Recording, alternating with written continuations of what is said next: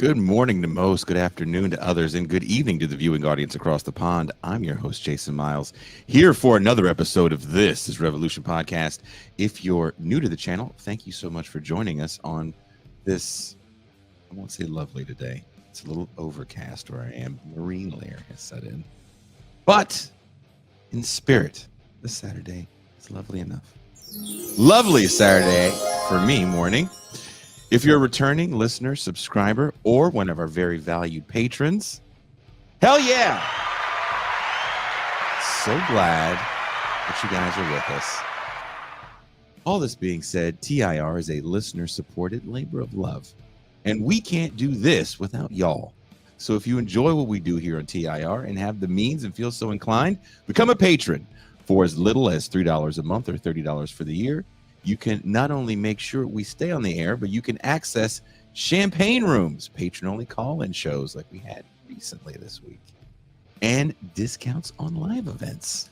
That's right, patrons get discounts on live events like the one we recently had in San Francisco. Now, let's get to the topic at hand. Are the kids all right? Anyone who has watched this show knows I love to embrace all my Gen X-ness. I am a 47-year-old man whose fondest memories are watching 22-minute toy commercials called cartoons. Now, I and many people around my age weren't aware we were consuming advertisements as content, but we did, and we ate it up. Adolescent viewers constantly enmeshed in the logic of consumption. Only in retrospect do we recognize that our very formative narratives were structured to sell us dreams as products. Yet this dawning consciousness gave rise to a demand for authenticity, a term that soon itself became a marketable attribute rather than an emancipatory practice.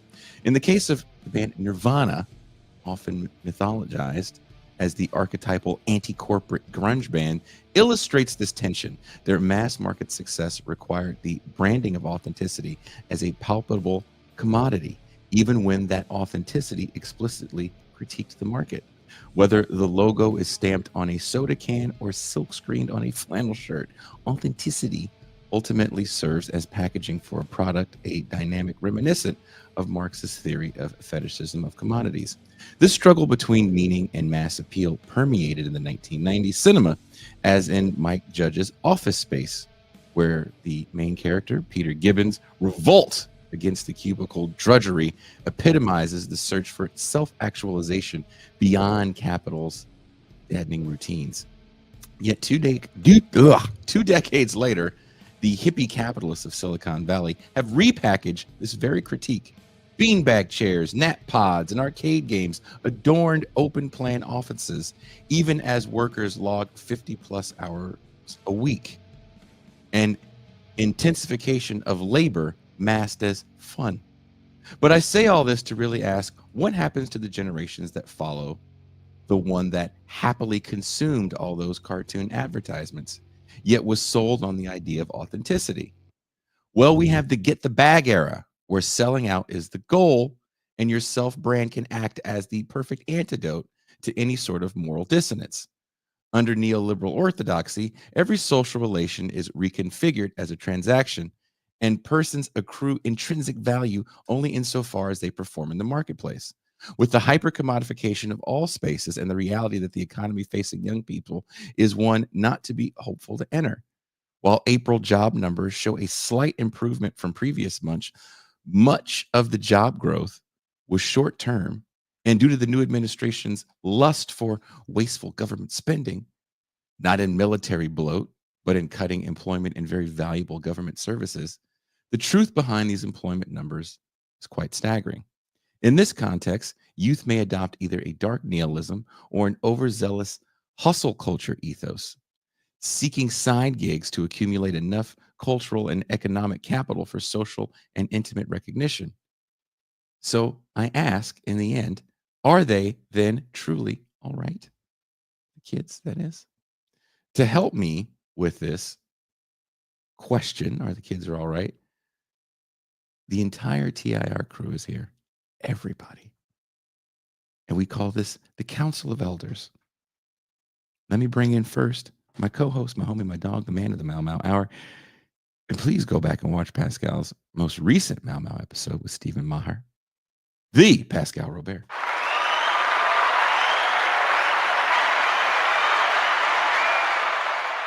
Peace and greetings to the chat. Peace and greetings to the audience. Peace and greetings, Jason Miles.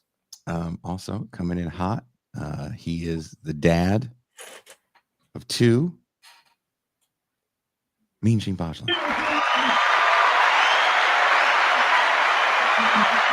Hello. I was just watching videos of British tourists in Benidorm having a good time. Having a good time. Speaking of someone that's always having a good time, he's the cheeriest man on the internet. Please welcome Derek Varn. Hey, smiling makes my face ache.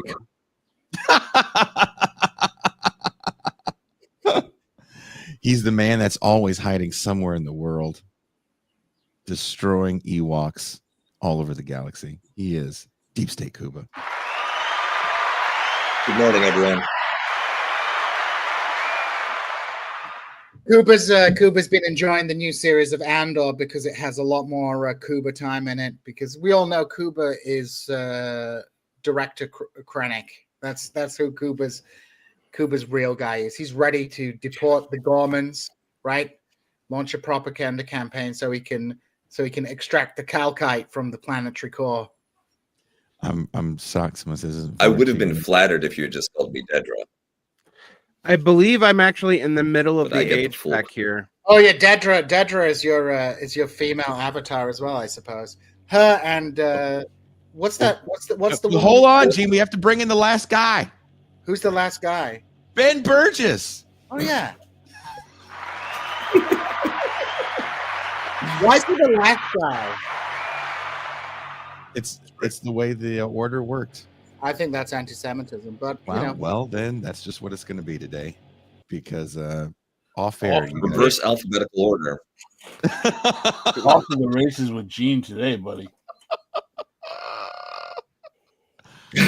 and Ben muted himself. It's progressive stack because as a beneficiary of alphabetical privilege my entire life, Jason wants to call me last. I thought I was going to do the save the best for last thing, but Gene just ruined that whole line. I'm going to fuck everybody's day up. Damn. Don't piss in your Oreos. Derek Varn, I think this whole idea of doing this started with a conversation we were having in our group chat. Would you like to give your opinion on what's wrong with the kids today? Where to start? I like to You start got a off. timer on you because this is like the Oscars, by the way. Okay, go. So bunch of things. General illiteracy worldwide has increased, although it's worse in the United States. Boys under 24 aren't going to college. Our trade school, that's actually a bigger deal than going to college. I don't care about making liberal namby-pamby people, but them not going to trade school actually is worrying. 1/8 of men between the ages of 24 and 32 basically don't seem to have friends, don't have a job, don't have a partner. Suicidal ideation has increased amongst all genders in the cohort under 35. In fact, it's increased in the US kind of a little bit astronomically in the past 20 years. So according to the Yale School of Medicine, suicidal attempts amongst the ages of 10 to 24 has increased 62% since 2007. And it at first, when I started pointing this out about a decade ago, actually, I got a bunch of millennial hipster types telling me that I was being alarmist and that it was just going back to his historical norm of the suicide rates of the 70s, which, great time for the youth, the 70s. So there's that. Illiteracy rates in the United States have gone up again dramatically. 40% of people under 35 can't read at even a 5th grade level. 70% if you are impoverished. That's new. Now, that trend has gone up worldwide. The youth all over the world read less well than they used to. Some will say it's a new skill. But the other thing that's happened, and this is not just amongst the youth, this is entire society, is media literacy rates have dropped profoundly. But if Viana comes in, so there is a ton to deal with just with that. Anecdotally, so this is not stats. Ideology is almost divided as much among class and region now, but also gender.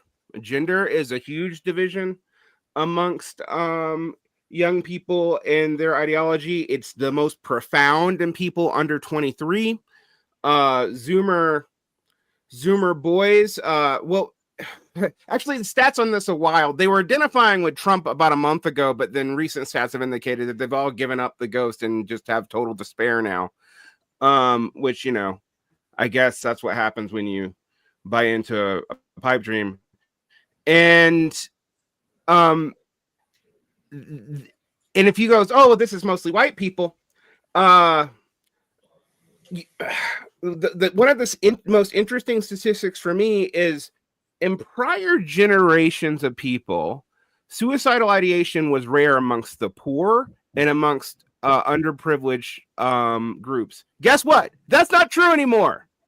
The Black suicide rate for young people has increased 144% in the past 15 years. And that was before the pandemic. Actually, we haven't actually done a good adjustment post-pandemic, and all these stats have gone up since then. Latin suicide rates have gone up, and again, prior to the 2010s, this was kind of unheard of. Suicide rates amongst the poor and amongst marginalized groups was really, really low, at least among the youth. And that's not true anymore either. But what's even weirder is comorbidities for suicide in adults are actually less prevalent in people under 21. So for example, young kids, we can't accuse them of drinking too much. They don't seem to have promiscuous sex. That would probably involve actually meeting people. You know, we haven't gotten the Gen Z is killing everything off articles, because I guess the baby boomers are dying and actually also think that all people under 50 look alike or whatever, so they can't tell us apart. But we have seen a lot of like disengagement from social media. I actually think that'd be a good thing. Disengagement from dating apps and whatnot, probably because they don't have the money for it. They're all super expensive now. And an increased usage of video game time. And I'm not anti-video game. I'm not here to come after the gamers. But it's not a particularly social hobby. So that's just the baseline of why I actually think we had to talk about this. And the other thing, I got tired of elder millennials telling my younger Gen X ass that the youth were our future and they should give us hope, until, you know, the youth didn't vote the way they thought, and now they're freaking out. So I'm also going to chastise that generation too. I also think the generational monikers are a little bit misleading, and so they give the people who are like generational talk is bullshit. It's not entirely, as I've said before, age is a material condition. But for example, if we talk about the politics of Zoomers, you can split them down the middle on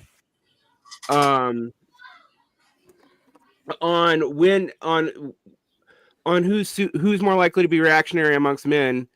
If they're under 23, they're way more likely to express, you know, conservative or super conservative opinions. And if they're over 24, they're way more likely to be woke, progressive, annoying types. And my experience with teaching kids right now backs this up. So it does seem like it's a hyper-reactive generation. Now, I'm not here to. We'll talk about. I'm not. I don't want to start off the show with like, Here's my reasons why I think this is happening, and I actually don't think it's like a character flaw in the youth that they chose. So people can lay off of that. I think we actually do have to look at this in a systemic way and say this is not entirely their fault. But the other thing that worries me is we have a generation that feels like they have no future. And they felt like that when the economy was better and there was decent job prospects for them. I say decent because the jobs were shit, and we'll get to that too. But they at least had jobs. This generation has no memory, for the most part, of the Great Recession, or the period of recessions from the 70s through the early aughts. They just don't know it, and their parents, yeah. And their parents don't do that either. So, and lastly, people are saying it. Executive function has been declining now for 40 years.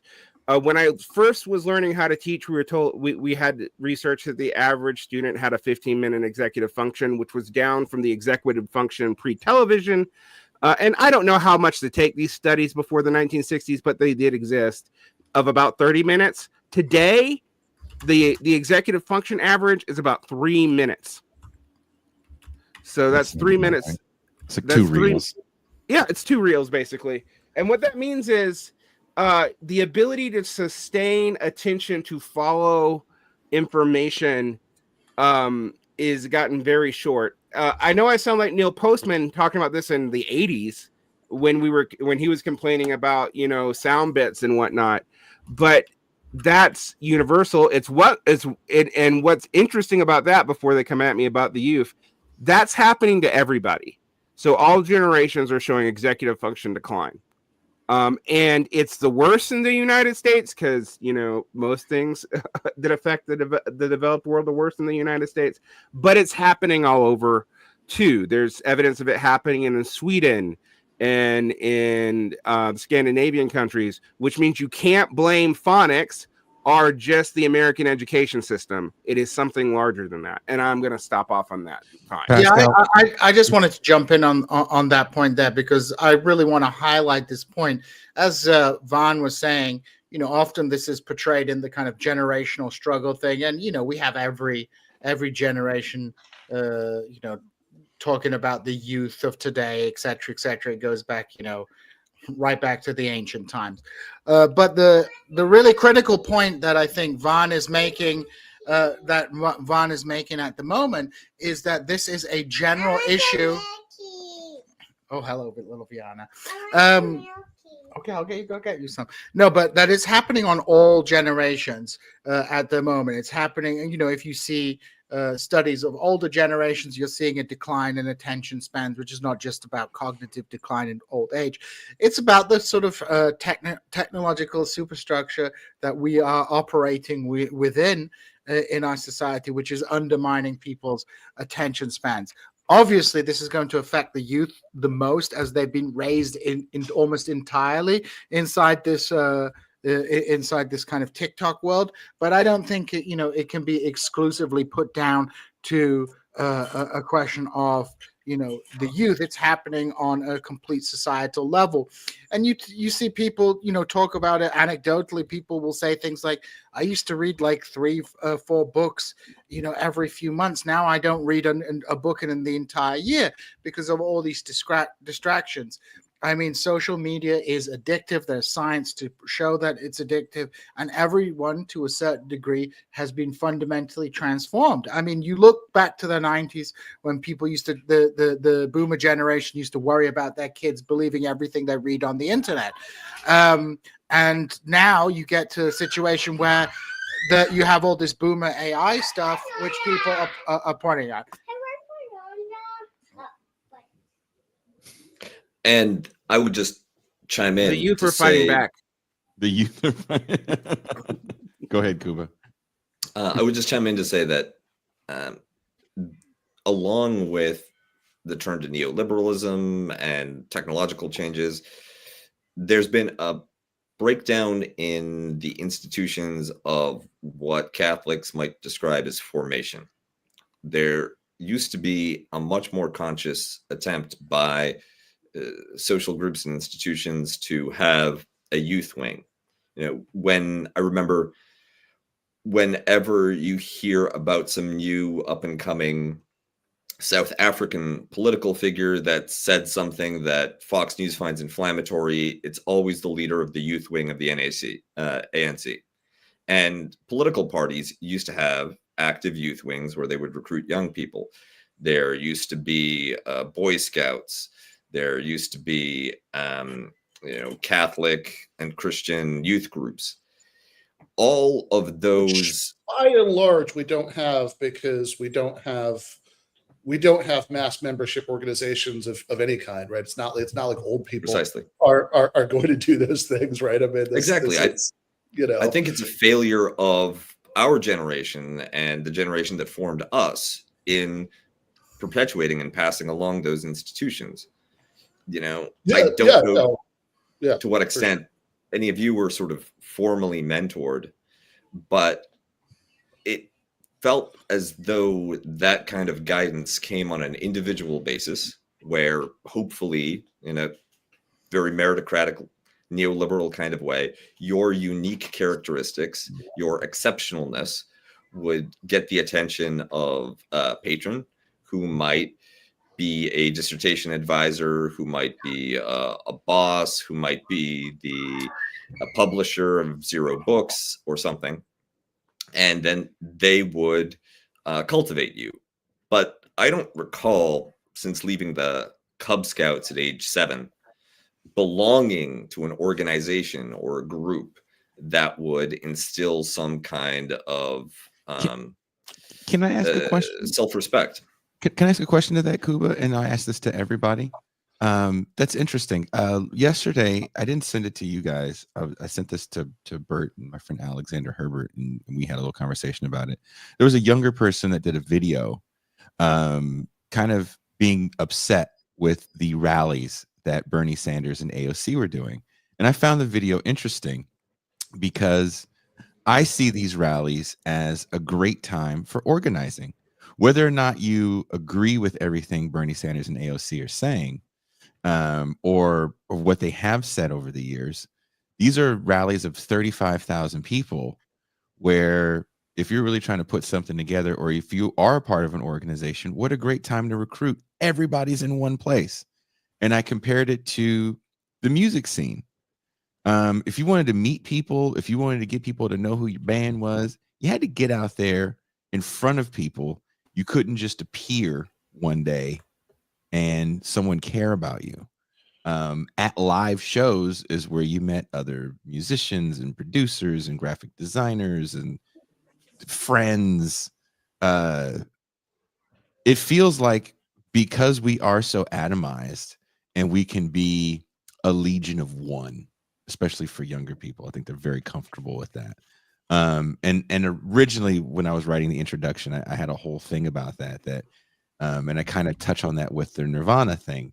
Nirvana can be the ultimate no sellout group, even though they're on a major label and they did all the major label sellout things. They were marketed. The important thing is what T-shirt you wear when you do your Rolling Stone cover shoot, right? I mean, like that's yeah. That tells you how authentic you are.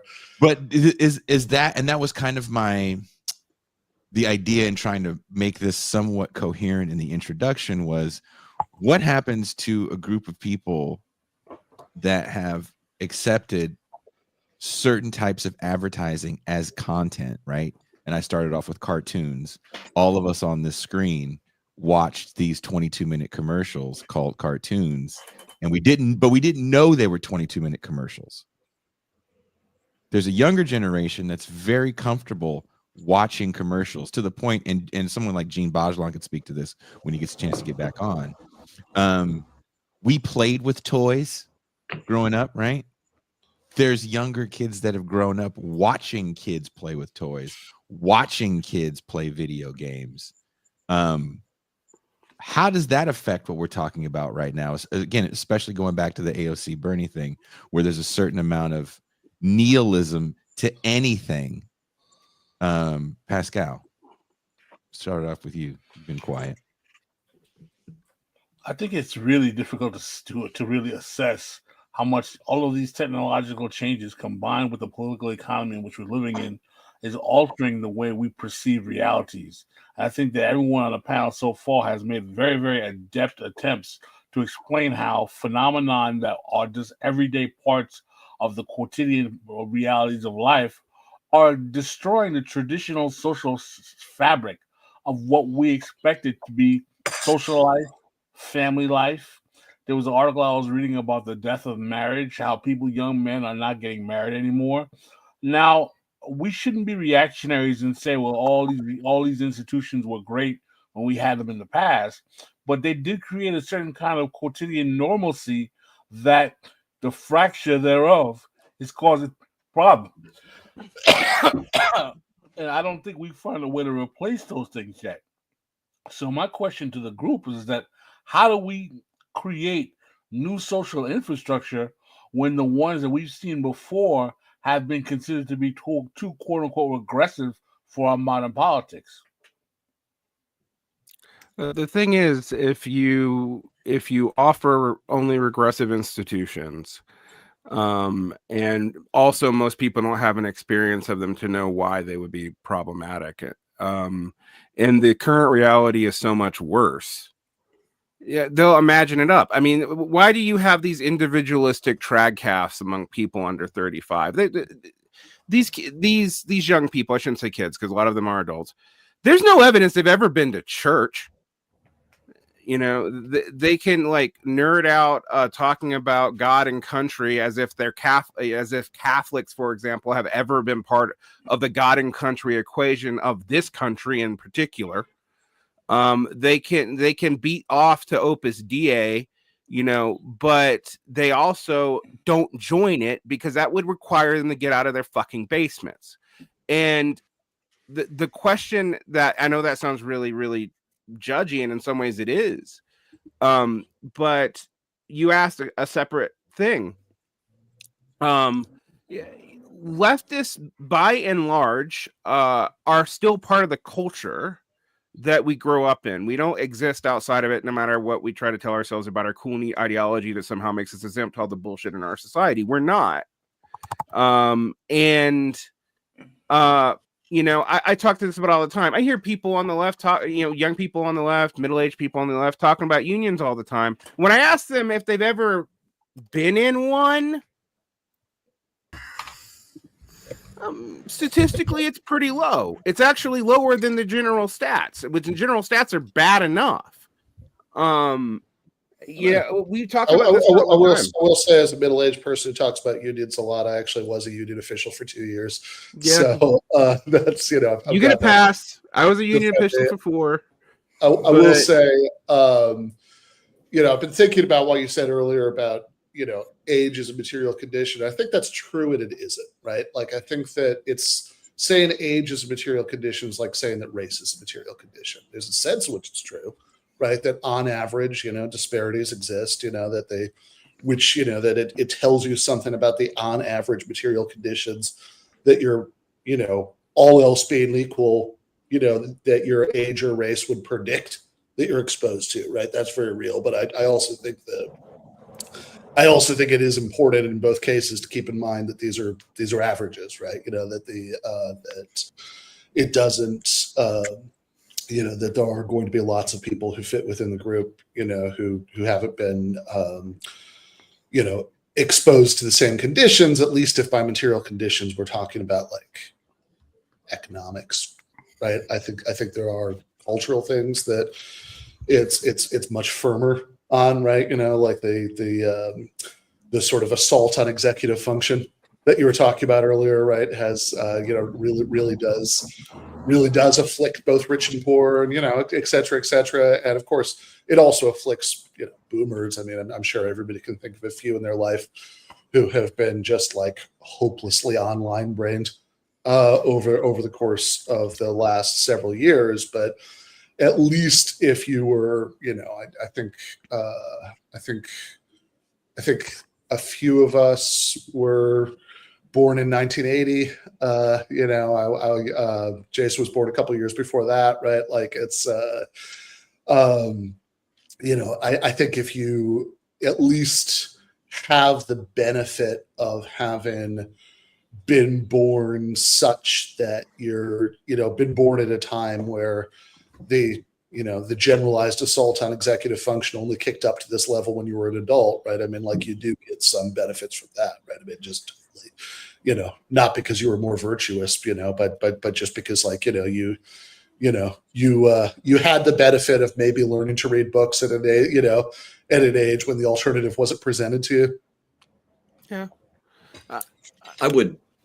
I have a few thoughts here. So now maybe when you're, like now maybe it's like, oh, I only read one book a month, right? Not like as opposed to when the if you already started a much worse point in that cycle when it's like, oh, now I only read one book every 2 years or whatever. But you were saying, Kuba. Well, one. So Poland announced a program of general universal manhood reserve service. If you're below the age, I think, of 55, you're going to have to join the National Military Reserve for Poland. The idea is to avoid the kind of collapse of military personnel that has bedeviled the Ukrainians over the last year or so.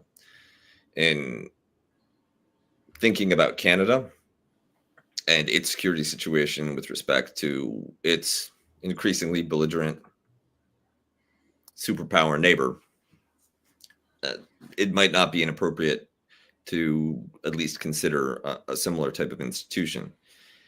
And I think that may be a mechanism, perhaps not one that's gender segregated, but along, pardon the expression, an IDF model of universal youth military service. That may be a means of creating institutions where you have some implementation, some examples of a social ethic. It doesn't, of course, need to be paired with toxic nationalism. But I don't think that short of some kind of universalist program, you're going to get around this problem. The labor market is too fragmented. Even if you had large-scale unionization, you're not going to be able to scale that up into large universalist organizations, and it's probably going to catch people at a later stage of their lives. And this would be an opportunity as well to distribute more broadly in the population certain habits that and skills that might be necessary if political contestation between different ideological elements becomes more heated. Right now, one of the greatest disadvantages of the left in the United States is that even as the potential for a transition to a more coercive style of politics is likeliest, the skill set to operate under those conditions is almost entirely absent from the left. It's a monopoly of reactionary and right-wing forces. Even liberals aren't very good at it. So that's one way that we could potentially get out of at least some of this problem. It might also be a vehicle to deliver a universal basic income, which would just be attached to your participation in that kind of universal service program. So, if these were Ewoks, I would just make them do it. But you have to incentivize the humans. I mean, the problem is, I think, what people are driving at here is the way that the internet has been a double-edged sword with so much of civil society, whereas historically, you had to go into these physical spaces, which required a minimum amount of effort. Nearly everything has been kind of simplified through the online circumstances. That means that, people acted, let's say on the political front, people act as if listening to and consuming the correct podcasts is political action, as opposed to actually getting out there and doing civil society, or that arguing with people on Twitter and on Facebook, however however enjoyable for the dopamine hits it is a form of politics, when really it's kind of a simulacrum of politics. The verse, it's as if somebody goes and watches a bunch of pornography and then says, I'm a playboy, I'm successful with women because I consume a certain amount of things. So much politics has shifted from the politics. I mean, just to give you an example, when the Ukraine war broke out, people were like decrying the consumption of Russian cultural products, because people have come almost entirely to identify with their politics with their consumption habits. Today, when you look at protests, even around the world, for example, recently in Turkey, the operating, when politics does come offline into the real world, it's not in the form of a general strike, it's in the form of boycott programs, because the only way that you can express yourself is through what you consume. And I think the internet has been a key accelerant of that, which has, while it's created an illusion that it's now simpler to build connections and create civil society organizations, it's the reverse is happening. The internet is becoming a substitute for this. I'll give you a concrete example. In the past, when you were a student, up until probably the mid 2000s, maybe the early 2010s, you used to have to physically go and register for your classes. That is, get a paper form, look through things, take it to the office, get it stamped, blah, blah, blah. Now, that physical action required you to use a certain amount of mental capacity. Now, to understand your program, what courses you need, and seek advice where you needed to it. Now, students can, technically, everything should be a lot easier because all the information about your student program is online, and all you have to do is go online and register for your class. However, that ends up making it more confusing for the students because they become completely helpless and don't know how to do basic things because they never had to go through that process. So, for example, with the with the left, with the millennial left, let's say the Bernie Corbyn wave, I think a lot of the political energy of that movement, rightly or wrongly, and we participate this in as well, got the emotional energy got deflected into the consumption of online media. What is the political product of everything? Of the 2016 to 2015 to 2020 period, a proliferation of left-wing media on the internet, but that hasn't been married necessarily to that hasn't been necessarily connected to the rise of kind of new civil society organizations. If anything, if we look at the kind of Bernie AOC tour, which seems to be attracting a following, that is not the product of kind of online organizing. It's the product of people reacting to a very concrete set of circumstances that have been brought about by the mismanagement of the economy in the Trump era. So, I think, at the core of the problem that we're looking at today with the quote unquote youth, which I don't think is a youth problem necessarily. I think Ben laid it out quite well. It's like we have a memory of a world where, if you wanted to meet someone in town, you had to arrange on the telephone beforehand to meet at a specific place outside the McDonald's at this time. And if they didn't show up, you just waited around and just waited around like a lemon. Maybe eventually you go find a payphone to see if they were still home. Or you used your skills of deduction and went to the different spots where you I knew remember the friend that. would be, because that's how you had to find your friend. There are entire classic movies where that's the whole plot. Right, exactly. There's no Goonies for this generation, right? That's why there's so. I've seen multiple movies where it's kids on screens like this being murdered by someone and like running from the killer, but they're all on screens like this. It's like, just leave the fucking house. Leave the house, man. Movie over. So yeah, I think so much, and I don't think it's just politics. I think so much like emotional energy in terms of friendships and things like that gets deflected into these applications. So you end up with none end of it's their fault, but it all sucks. Like this is not. It's not quote unquote. Be really clear. This is not yelling at the kids. I'm just yelling at clouds. But I've got a lot of shit to say to the clouds. Yeah, I mean, and I don't think it's just kids, right? I mean, it's like if you get divorced in your 40s and you go back on the dating scene, you don't go hang out in bars. You get on the old people dating app, right? And you end up on old people dick dash. And it's like not particularly fun. Everything is being kind of mechanized and monetized.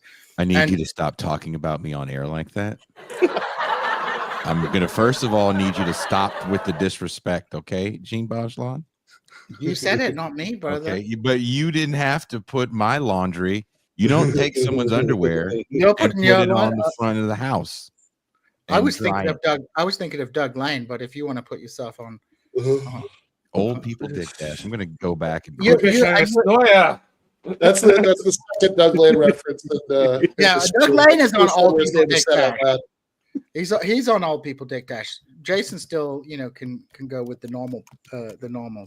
But anyway, the point is, I think so much of our energy in our daily lives gets expended on sitting behind a screen.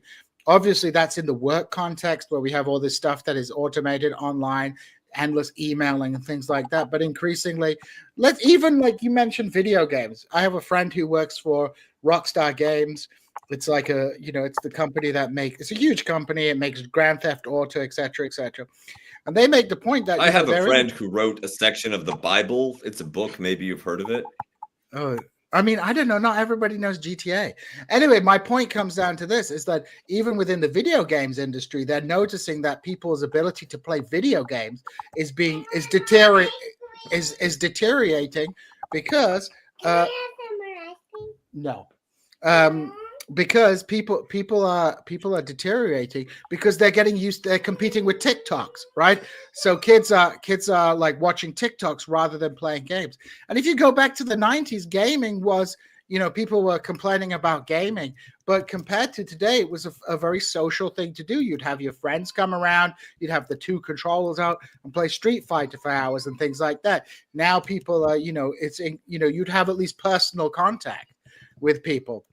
So I think I think I think there is some real issues with the way that technology is being rammed down our throats, and it's not necessary that the technology per se is bad, but because it's because of the financial incentives within our current economic system means that things to generate a short profit are going to be the best. So rather than people going into a computer industry to develop like apps to help people that would genuinely make your life better, it's like the latest sex app because that's what sells. So to take the focus a little bit off of the computers, because we always blame that, and I think that's fair and to some degree right. But I want to point out the other reasons why we don't have these structures that Kuba was talking about. One, even if you're in a union, the only places that are really structured the way old factories were, and this includes actually today's factories, are big civic institutions of the public sector, because they have large people in physical buildings that have to meet every day and deal with large amounts of people. That is one of the reasons why public sector unions have grown to the expense of everything else. If we talk about deindustrialization, what kind of deindustrialization are we talking about? We aren't talking about the fact that U.S. Doesn't produce anymore. By that, what they actually mean is it doesn't have an internalized supply chain. But the U.S. is, even before Trump's big move, was the second biggest producer of finished commodities in the planet, the first being China. The difference, and this is true in China now too, people don't work in those factories. You do not have a 1950 style factory floor. Let's go to the next thing. real estate is insane. So if you're an organization, you want to meet in a physical place, where are you going to meet at? The cost of even a religious organization getting a building is nuts now. Conversely, there are buildings full of gray hairs that have their buildings by legacy, even though they're dying. So you see all these churches with massive buildings that they built in the 90s and maybe early aughts that are only full of 50-year-olds, don't know how to attract young people. And yet, since they own that property outright, they're hanging on to it like dear God. This is also true of unions, by the way. It's part of why unions aren't as concerned as they should be about recruitment. But let's talk about the new union growth. I've talked about this before. Most of the new union growth in the aught tens was in the small service sector. Good. I want to support it. It's great. But you know what it isn't? These are not mass unions entering workforce of like hundreds of people who can do social functions together and all that.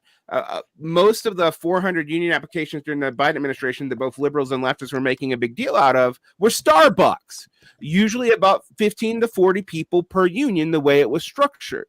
So there are physical, real world impediments to this. Sorry, Derek, can I stop you there? Because I want to ask you a question about that, because about what the takeaway is from that, right? Because surely, if we're going to have a revitalized labor movement in the 2020s, and I certainly don't pretend to know what that looks like. I really don't. But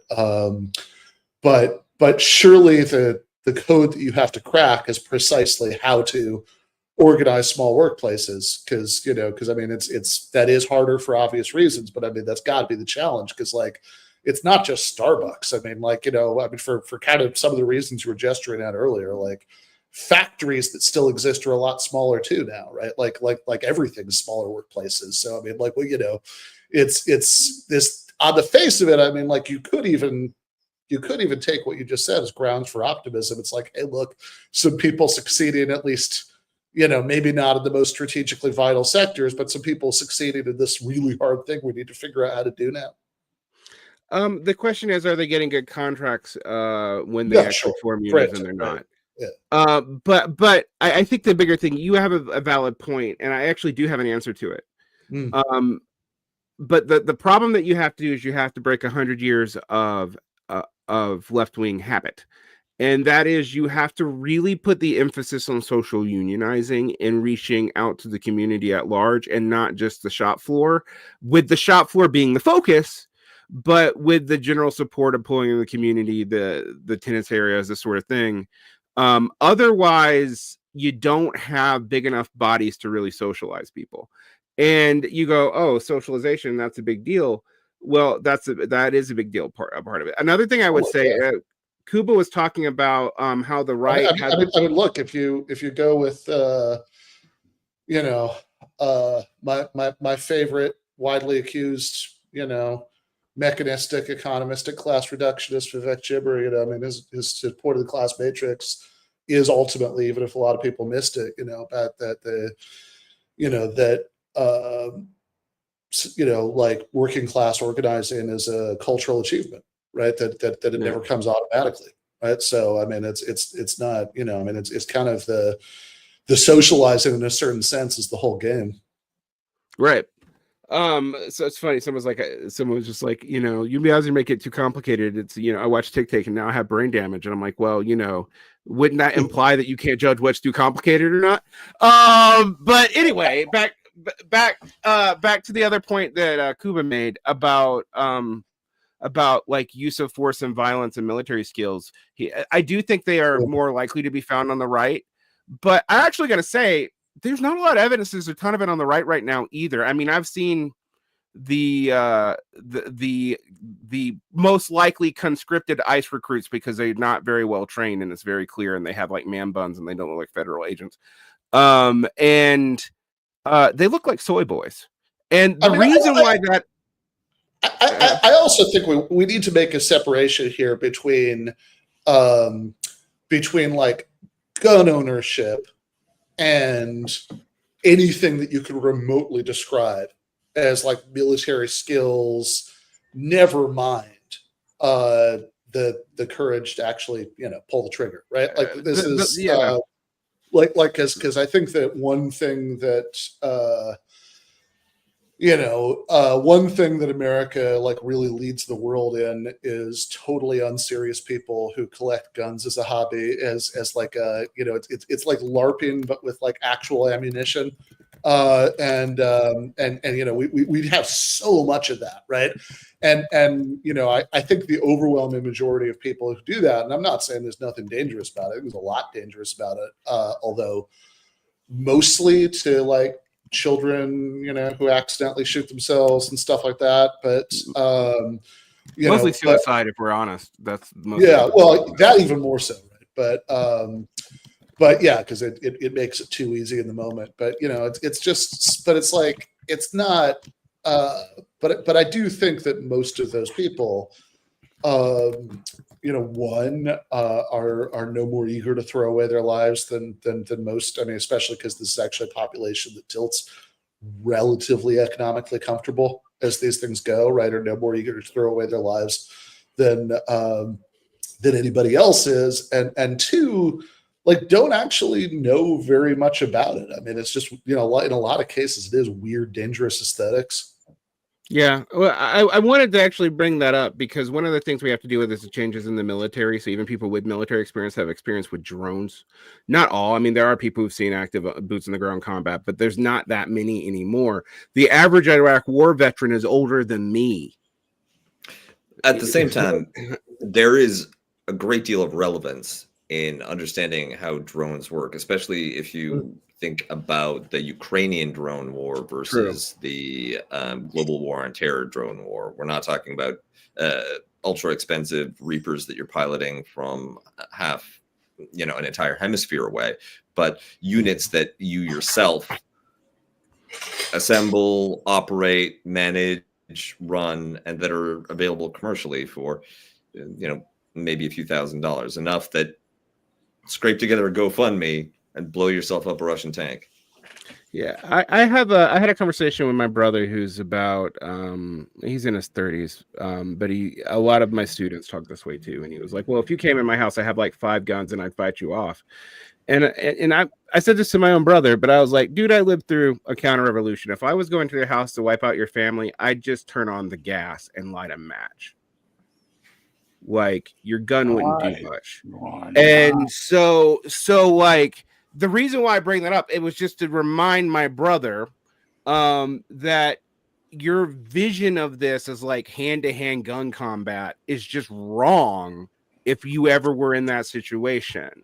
One of the weirdest experiences of my youth, and I had a bunch of them, but is we had a Croatian exchange student at my school when I was 17, and he would tell me stories about making let's say airborne IUDs that were basically fertilizer bombs in dryers dropped out of an airplane, dropped out of the equivalent of a Cessna, because he had gone through the Yugoslav wars. And I just think, one of the problems with Americans is we're constantly exposed to violence, but we're not exposed to violence at all unless you're in very specific areas like Skid Row or something like that. And even that's not organized violence. So it's an interesting thing to hear people talk about. I do agree with Kuba that more. I've actually talked about like, hey, how I know how to use a bolt action? I got trained because I used to be a corrections officer, which is the worst job of my life, and I would never tell anyone to do it. But it does mean that I have a skill that a lot of people don't have. And so it's. I do think we have to take that seriously, but I also think the gun LARPing is actually very dangerous, and we've seen examples of it going really south with leftists who aren't trained versus people who have been trained with guns for a long time. I'm not going to bring up the specific instance, but I think we all know what I'm referring to. And it went poorly, and I would say when I mention stuff to even my audience, like, you know, people are like, oh, abolish the police. I'm like, yeah, you could do that if you have universal conscription into local security services, and it has a time limit and all that. And they're like, what? That's not abolishing. I'm like, yeah, it is. If you want to abolish the police, you want to get rid of basically what is the equivalent of a standing army. You have to replace it for a while, for a long while, probably, with what is effectively a conscript militia. And I would argue for forever. I mean, like, you know, I think we can, you know, I mean, look, I think that if you created a society without poverty and etc., I think you'd still have diddlers. You'd still have diddlers. Exactly. Gene gets to the chase in just the most economical ways ever. But yes, I mean, right, exactly, right. It's like that. There are reasons human beings commit crimes against each other that aren't about economics, right? That's agreed. I think a truth that we have to acknowledge, right? So it's like I think that, and it's also really weird, by the way. I know this is off topic, but it's just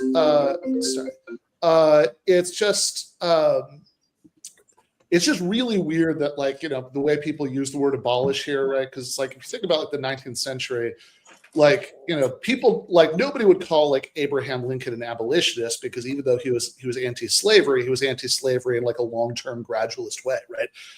Being an abolitionist means you want to get rid of it in the next 10 seconds, right? I mean, that's what abolition means, right? That they have a no ifs, ands, or buts about this. We need to get rid of this right away.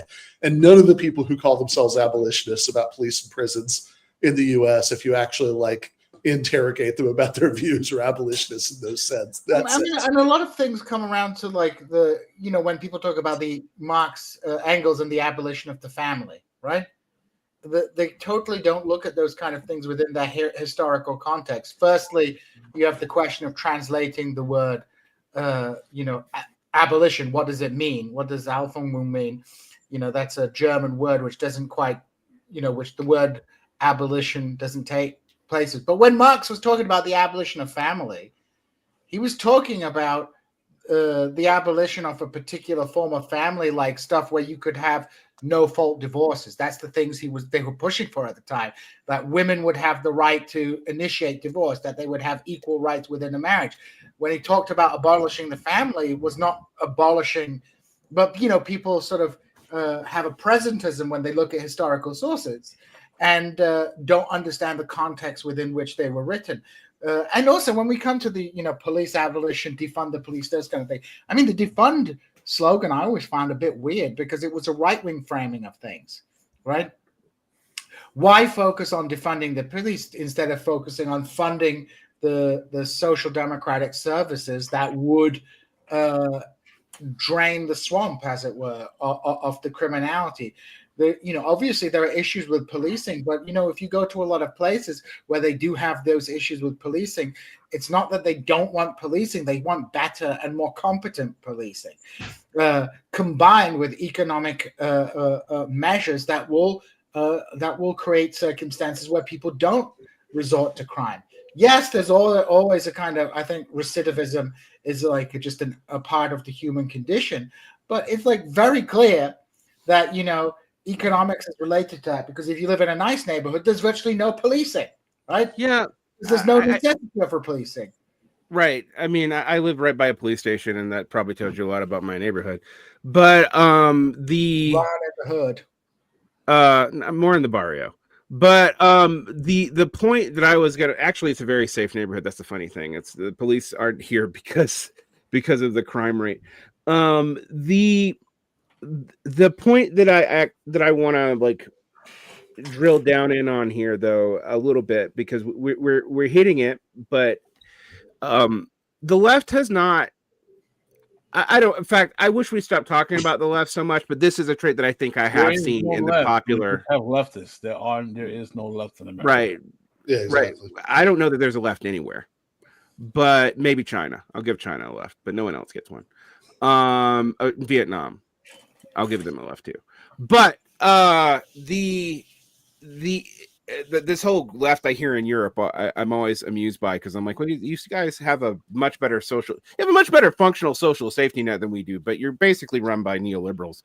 Well, they're run by neoliberals. I mean, I don't know how much is worth getting down this rabbit hole, but it does seem like France, for example, has like I don't know what the bar is for what we're calling a left, but it's like they have a I mean it's very very far from holding state power, but I mean like it exists to a much greater degree at least than the American one does. France Unbowed has 600,000 people, whereas the DSA has 70. Yeah, I mean that's fair. Yeah. But I guess my point though is that one of the big things I've seen on the liberal left and even on the far left to some degree is complaining about capitalism all the time, but also making the social damages of capitalism, from obesity to the impossibility to have a marriage, into a virtue for a long time until people admit that maybe it isn't. That is a trend I've seen amongst leftists who critique capitalism, but when I've pointed out things that capitalism does, they don't want us to do anything about it. All right. Now I say this, you're like, oh, which leftist? Well,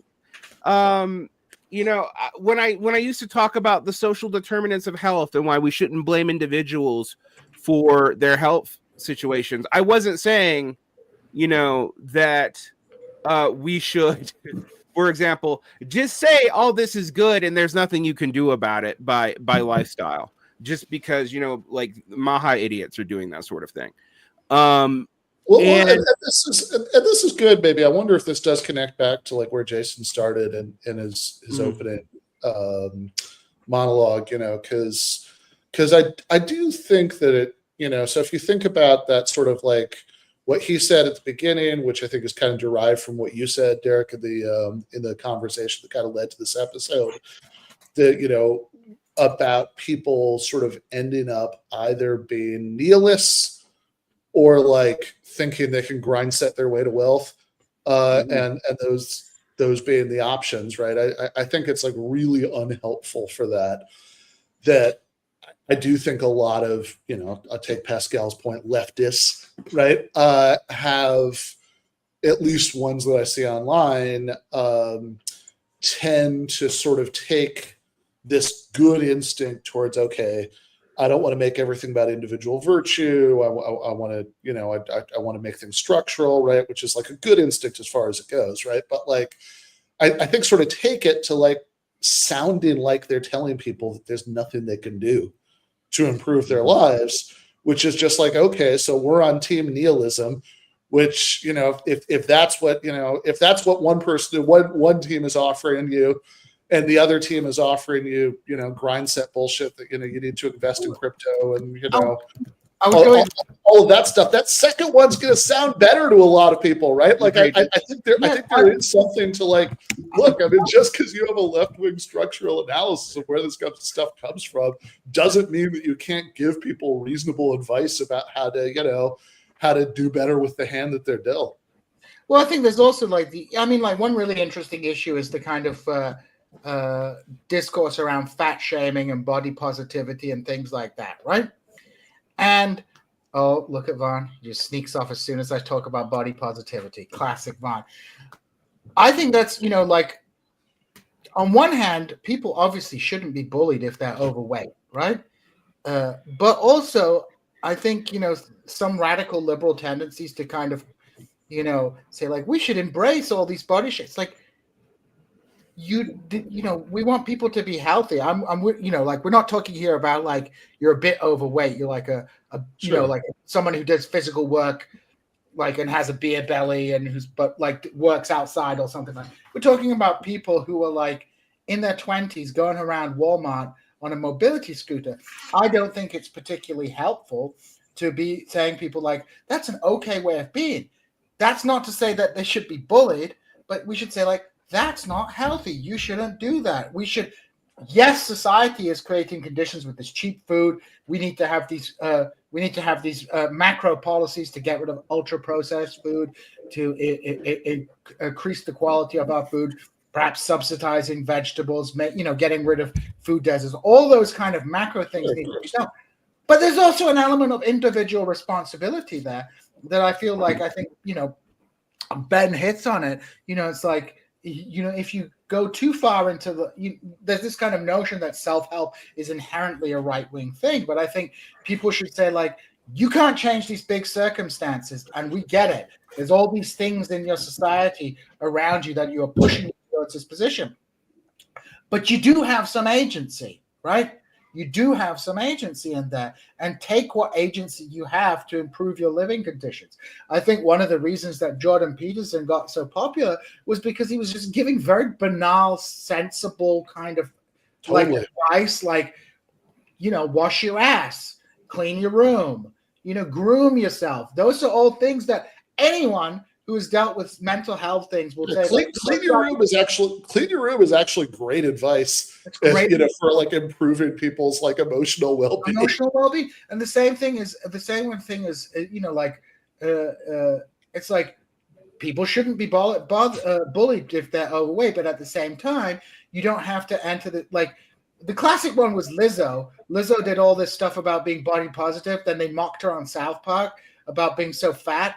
And then she started losing weight and then started burning all pictures of herself, which just shows that the entire body positivity thing she was putting forward was just a facade. People don't want to be unhealthy. And it's not even I think it's part of marketing, though, Gene. I was there when she launched at one of the early festivals she played at when they were trying to launch her. How many rockets did they have to launch her with? How much fuel did that use?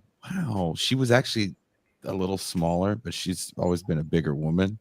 And I think that was part of the appeal of what the selling point was going to be for her. Whether or not you want to look at that as like, we have this singing mammy for you.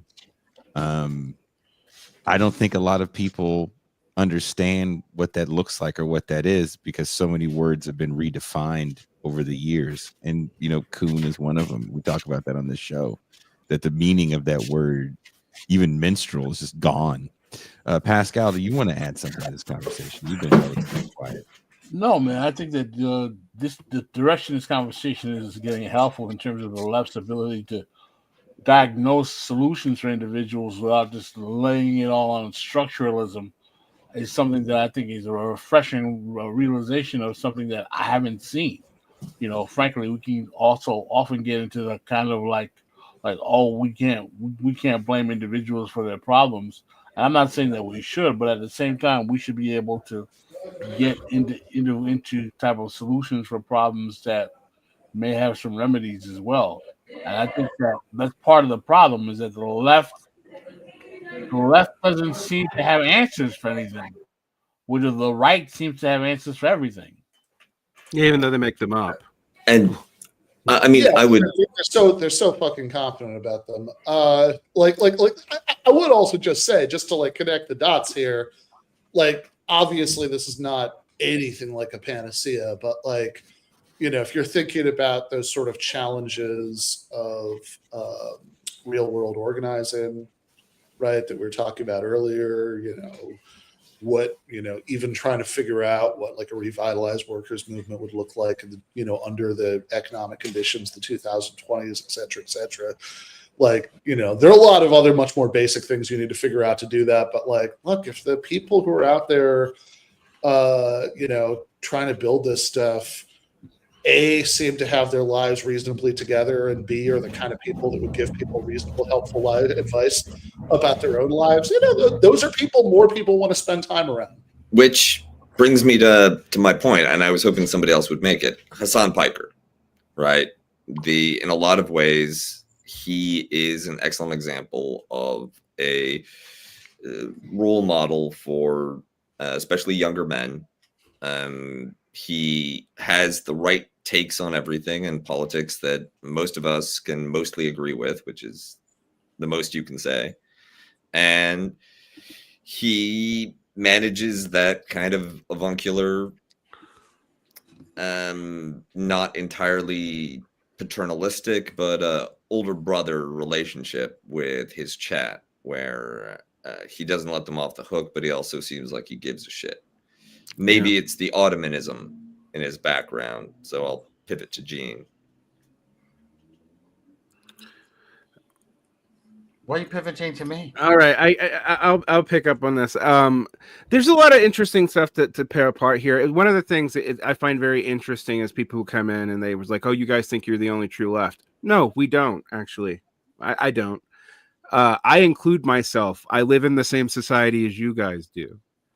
I might be more aware of certain things, but I have the same problems. And that's the first step I think that we as left figures need to take. But the problem is that even if you take that, we are trained in a culture to respond to criticism as a critique of self because we associate ourselves with our consumption habits and with other people's perspective of us. And that's good, but there is no longer reciprocal relationships that really do that. And I want to actually say something here. Reciprocal relationships are mildly oppressive. Grow up.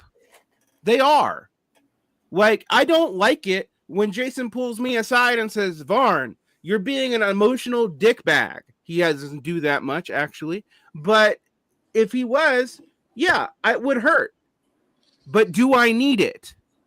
Like, I have pulled, I talked about this on the Daily Show. I pulled comrades to the side and say, hey, treat your girlfriend better. Did they like to hear that? No, but would they like to keep a girlfriend? I've had all kinds of people come to me for mentorship because it's lacking in their life.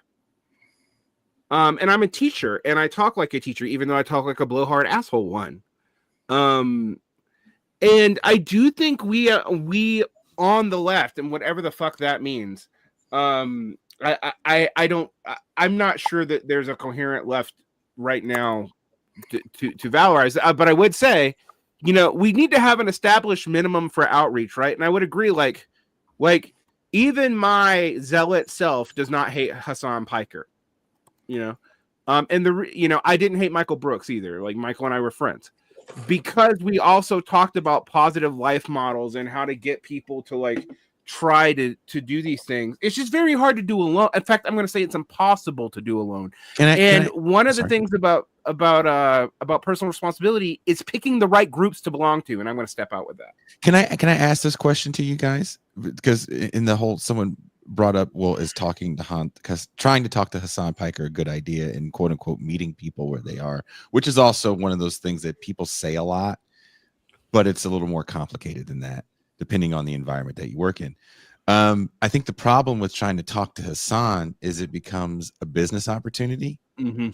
And we do our own thing here. And I'm not trying to kind of play that game where if I say your name enough, maybe it rings out into your world and then you bring me on and I can try to get some of the viewership that you have to grow whatever it is I'm doing. And chat, this is 100% true. We've been trying to get Jason to yell the N-word at FD Signifier for at least 6 months to grow. Oh, I've said on air I don't like that guy, but he's not going to do anything about it because then he'd have to talk to me. And why would he risk doing that?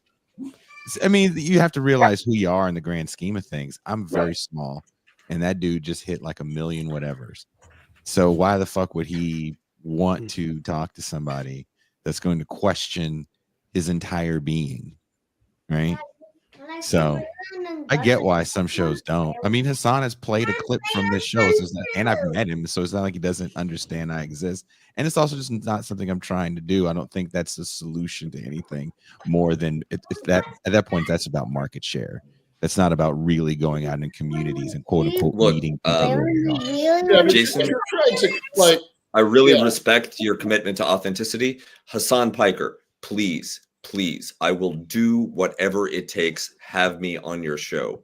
Please. I will betray everyone on screen here. I will put them through the Ewok special. For the love of God, comrade, brother, Hassanabi, I adore you. I have to. If Kuba ever gets on, if he ever goes on Hassan Piker's stream, he has to go. We have to crowdfund him a awesome Krennic outfit with the cape. So he has to be dressed up in the white Star Wars intelligence. That would be with the cape. You can buy that right now. I don't know, man. I think that's a mistake. I think that I think if Kuba goes on Hassan, he should do it as his truest self, which is tracksuit Kuba. I would kind of dig if Kuba did it in the Star Wars suit. I would like tracksuit Vader. That's how we Ooh. that's how we combine this. We make tracksuit Vader. I guess one of the things I want to bring up real fast, though, because all this hits on this, is parasocial relationships substituting for real ones, and I want to also say, just because the relationship is through a screen doesn't mean it isn't a real relationship. And I know this is going to sound, but Ben and I knew each other through a screen for like a decade. You know, Sure.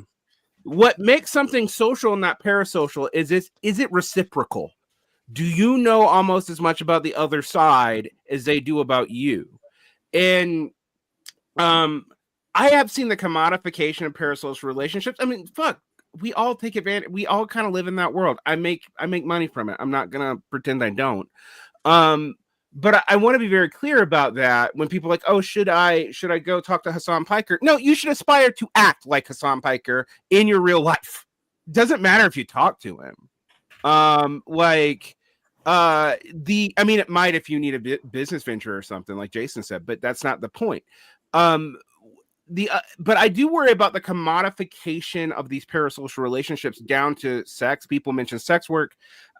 I am not actually here to talk. You know, I have a very, very, very, very, very complicated view on sex work, but I want to notice something that kind of that I started really seeing among young people, which that OnlyFans moved from being about small amateur porn to being about paying for someone to also chat with you and act like a girlfriend. And not even the way an escort acts like a girlfriend, but as in like I am virtually simulating a text kind of sorta in this. And what came out recently is like they even hire agencies where people pretend to be the figure that you're chatting with now. So it's not even authentic, whatever that means. It's crazy out there. Like I was watching, I think she's called Froggy something. She's a YouTuber. She's quite funny. The Hawk Tour girl created a dating coaching app, which was basically all just Hawk Tour girl AIs that people talk to get advice for dating. It's insane out there. I saw that. Did I send that to you? No, I mean I saw it on. I think it's Froggy something. I saw that. Do you know who I mean? I know exactly what you're talking about. She's very, very talented video essayist. And yeah, it was like the Hawk Tour stuff was just like, what is going on? But it's not surprising. I mean, like this is something that Meta is like trying to force on people, like the AI bot chat. AI bots. It's like it's really depressing. There was a joke about that in what I can't remember what show I was watching. Maybe it was even like a Saturday Night Live, where this dude, like everybody was like, okay, let's see your phones. And on his phone, he was like a group of couples. On his phone, he had this woman that was older, and she would just send him positive messages, and his wife was upset about it. And he's like, you're cheating on me with this woman. He's like, you don't understand. She tells me I can do it and I don't suck. And then it ends with the image of with the woman. And again, she's supposed to be a lot older, you know, taking off her shirt and showing her boobs. I can't remember what I saw that on, but I thought it was funny because I do think a lot of the connection people are looking for isn't so much let me see those big pepperoni nipples. Sometimes it's just, can you tell me something positive? Ask me how I'm doing. I mean, I don't think we understand how much how are you doing and good afternoon. Ben and I were on a 5-mile walk yesterday. Unbeknownst to him, it was going to be 5 miles. That is a very me thing to do to people. I had an idea.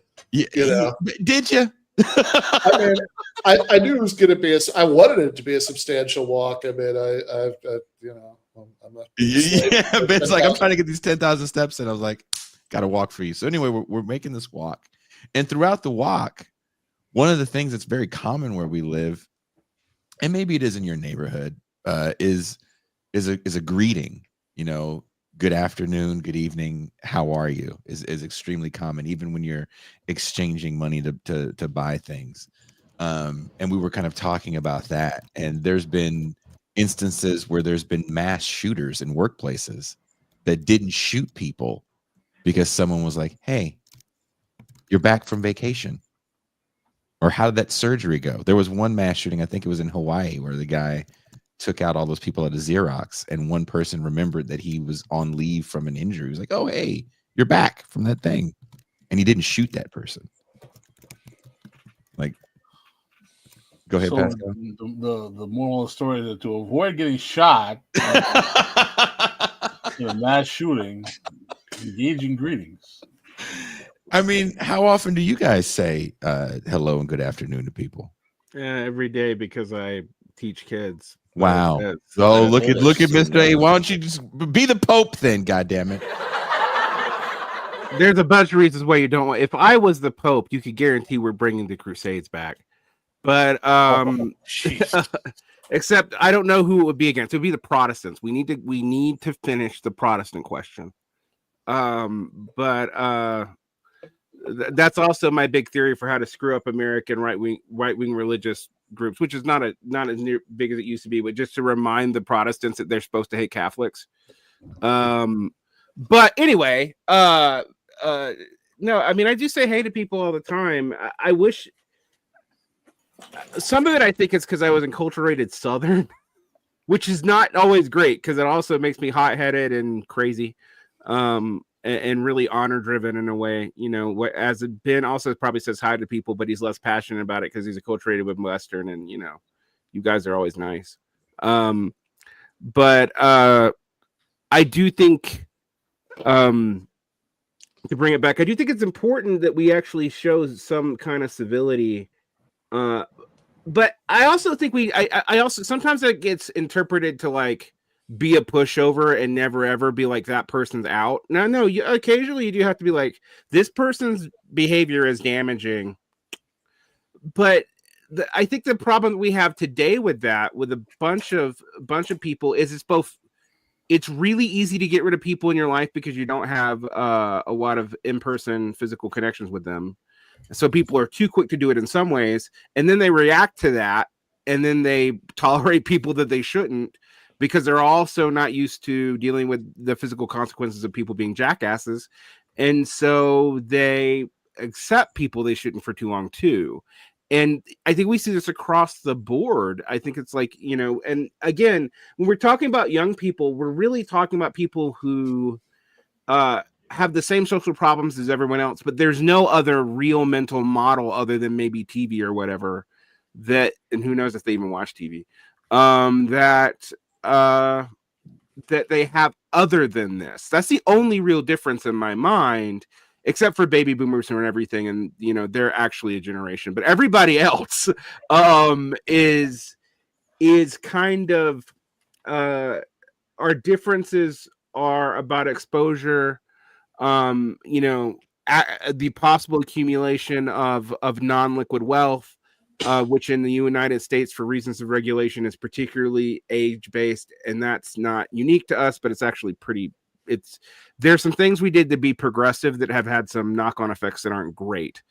So for example, in Canada or Europe, when they raise interest rates, it is eventually felt by all homeowners. In the United States, it's based on when you enter the market, whether or not you feel that stuff. And it's whether or not you're able to enter the market. Mm-hmm. Yeah, at this point, very much. It is whether or not you're able to enter the market. And for a long time, home ownership was easier in the US than it was in Canada or Europe. I think now it's just hard everywhere, and it's just as hard here as it is in Canada. But there's more wealth accumulated from that because of things like interest rate policies and how they're locked for some people and not for others. And there are certain risky behaviors that get incentivized when there doesn't seem like there's any way to like play the game and win. There's plenty of studies that people waste money on stupid bullshit, basically, when the idea of saving just doesn't really make sense because the costs are so high, and the luxuries are actually way cheaper than they used to be. Now that's not going to be true in America soon, probably, or it's already beginning to change. But I do think we've seen a lot of that, and I don't know. I don't have an easy answer for that, but I do think that we who are talking about radically changing society should tell people something like, yeah, not everything that happens to you is your fault, and we don't live in a just world, and you should give all that stuff up. But you're not a victim. This victim crap isn't good for us to promote all the time. I don't even think people like it. And you can actually actively change your life, and not just by changing politics. If you wait for politics to change for you to actively change your life, you're not going to be a good political subject either. You're not going to have the skills you need to survive in that scenario, whether it's more combative or more diplomatic. It doesn't matter. You don't have those skills. And one thing that I'd add to that we haven't touched on, which I think is we need to in an episode about what's up with youth, the experience of going to university has become much as it's more and more of a requirement for many different kinds of career tracks. It's no longer just this elite segment of society that gets exposed to that. And universities are the cost of a college education creates this durable, undischargeable debt burden that is just going to sit with you for the rest of your life. The only way out of that is to perhaps work for the military industrial complex for a period of time until you can retire some of those debts. But also, college for our generation was supposed to be a time of parties and hijinks. Now it's a stress factory. Apart from the protest culture, which I don't mean to criticize, but it does create a tremendous burden on young people who are just making their way independently. There's the intensely competitive pressure of doing well enough to set yourself up for the next stage of life. And at this point, they are some of the first Americans to experience the Trumpian purges. In the case of international students, it's personally, but in the case of American students, right, those are people they know who are being targeted and singled out for political speech and disappeared as a result of it. I mean, people ask me why, when you go to these protests and rallies that you see right now, why there's so many gray hairs. And I was like, 2 reasons. The Palestine protest didn't seem to work, and people they're being booted out of universities for them. I mean, what happened this week at UCLA wasn't even a Trump thing. You had the university administration call in riot police for screening a fucking movie, and that doesn't get into the gender disparity in education and all that kind of stuff. And, this isn't even touching that. It's just, why would you protests don't achieve much, and now they have a really high cost. Before, if we're honest, protests didn't achieve much, but they didn't really have a really high cost. Well, the other, right? I think the comparison between BLM and the Israel-Palestine protests are quite telling, because I think what Black Lives Matter, whatever the organic origins of that protest movement were, especially in the aftermath of the murder of George Floyd, those protests directly benefited the Democratic Party. They were co-opted by a bunch of grifters who got paydays out of it, and they also provided a mechanism to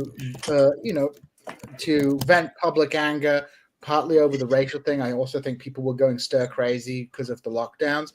And so these were kind of tolerated by the Democratic Party as a vehicle to get into power. The Israel-Palestine protest had no natural patron within the American political establishment. They weren't beneficial to the Democratic Party, and they weren't beneficial. They were beneficial in some way, but very indirectly to the Republican Party. But the Republican Party also had a vested interest in kind of being against these kids. From the perspective of the kids protesting in it, though, it must have been profoundly disorientating because, you know, in 2020 you're protesting in favor of, you know, legal equality and social justice, and you're getting a pat on the head from the mainstream media for it. And then 3 years later, you're protesting on the same grounds, like, you know, like on the idea of, you know, I think most of these protesters, you know, they're not hardcore Hamasniks. You know, I know the Israel-Palestine movement quite well. You know, yes, there are the old Islamist weirdos who always hang around, but the mainstream of the movement is a kind of like models itself on the anti-apartheid movement. And they did it. They you know, they've been told that this is what they're supposed to be doing, fighting for justice. And then instead of getting the pat on the back, they get called anti-Semites and get the bully truncheon and kicked out of university over it. Profoundly disorientating process for that generation that came into political existence then. Because at the end of the day, you know, like, you know, one set of protests were patronized by an element of this political establishment and one were. And now those kids must be completely disorientated about what, you know, what's going on. Gene with the spot on analysis, mate. Oh yeah, go ahead, Pascal. I think that was perfect, mate. No need to further it up. Pascal also is Australian. Well, the Australians, to move it back to the international level, right? What we're seeing is a discontinuity, a disjuncture, a grand divergence between the United States and the rest of the Western advanced economies. Like in Canada, the Conservatives had been favored to replace an unpopular Labour government, center-left government in Australia, and the Trump effect got Labour a third term. And it will be interesting to see to what extent this phenomenon translates into downstream effects, changes in the underlying model, which will still be a capitalist one, which will still be a market-based one. But there are better and worse flavors of even neoliberalism. Absolutely. And the particularly toxic version that Trump is brewing is become unpalatable abroad. Like only Orban would be interested. But I have a question about that, though. I mean, because I definitely see this, definitely in the English-speaking world, and maybe we're off topic now. But what do we explain what's going on in Germany? Because, I mean, the CDU, we can explain that happening before Trump. That's the Christian Democrats coming to power. And the Greens and the SPD really botched their last, you know, their one term in power. But apparently, the one country where the far right is still rising pretty quickly amongst young people that doesn't be affected by the Trump situation is Germany, because the alternative for Deutschland is still growing. And I also wonder what happens if you get what I like to call now the Keir Starmer effect, which is basically the James Carville strategy, which can work to get you back in office, but won't work to keep you, or at least to keep people below you there, because you don't do anything when you get that power. Now, I don't know that that's going to be true for Mark Carney. That's a very different situation. And since the Canadian national identity is not the U.S., and that's always been the primary national identity, the dynamics are there. And that does seem to be spreading through the English-speaking world. But I do wonder what that's going to mean. I mean, the other thing is Trump is dropping in popularity fast enough that he's now like talking about criminalizing pollsters. So it's not like it's going well for his brand here either. But again, what do we have in response to it? You have the AOC anti-oligarchy thing, which is basically let's do 2015 again. And then you have what exactly? Like Cory Booker? I mean, again, I think there's a massive downplaying on the fact that there's a lot of people from a lot of different stripes coming to these anti-oligarchy things. And if people don't want to take advantage of this mass meeting of people that have like-minded ideologies, then everyone's just waiting for the right people to do the right thing. And that's silly. You don't have to. Well, yeah, I think it's worth saying like that there was like a chat comment earlier that said something about the rallies scooping up the remains, and from what I could tell, I really don't think that's accurate. Like I don't think these are remains of anything. I think a lot of these are new people. Like like I know a lot of people showing up to these rallies who did not go to any Palestine protests and who did not vote for Bernie Sanders in 2020. Let me give you an anecdotal example. Like one of my friends, Jim Davis, who's here in Springfield, he's kind of like the OG Springfield leftist. You know, he goes back to the 70s. So he's followed. You know, he's from Chicago, but he's been here for a long time. Followed all these left movements. You know, from Occupy to the Bernie movement, all this stuff.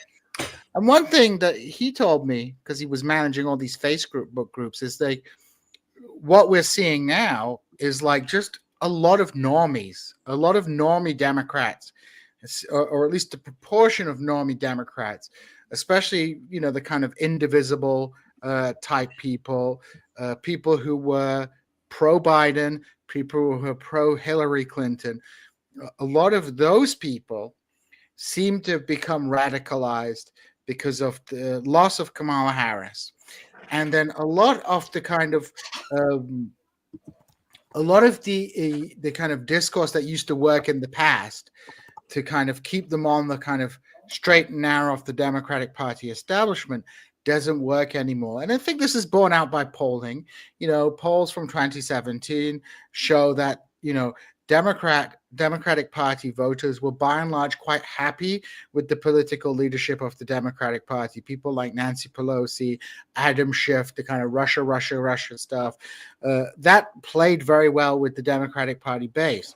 But I think a lot of them felt deeply betrayed by the Democratic Party, and especially the loss of the Democratic Party, and then the subsequent weakness of the Democratic Party.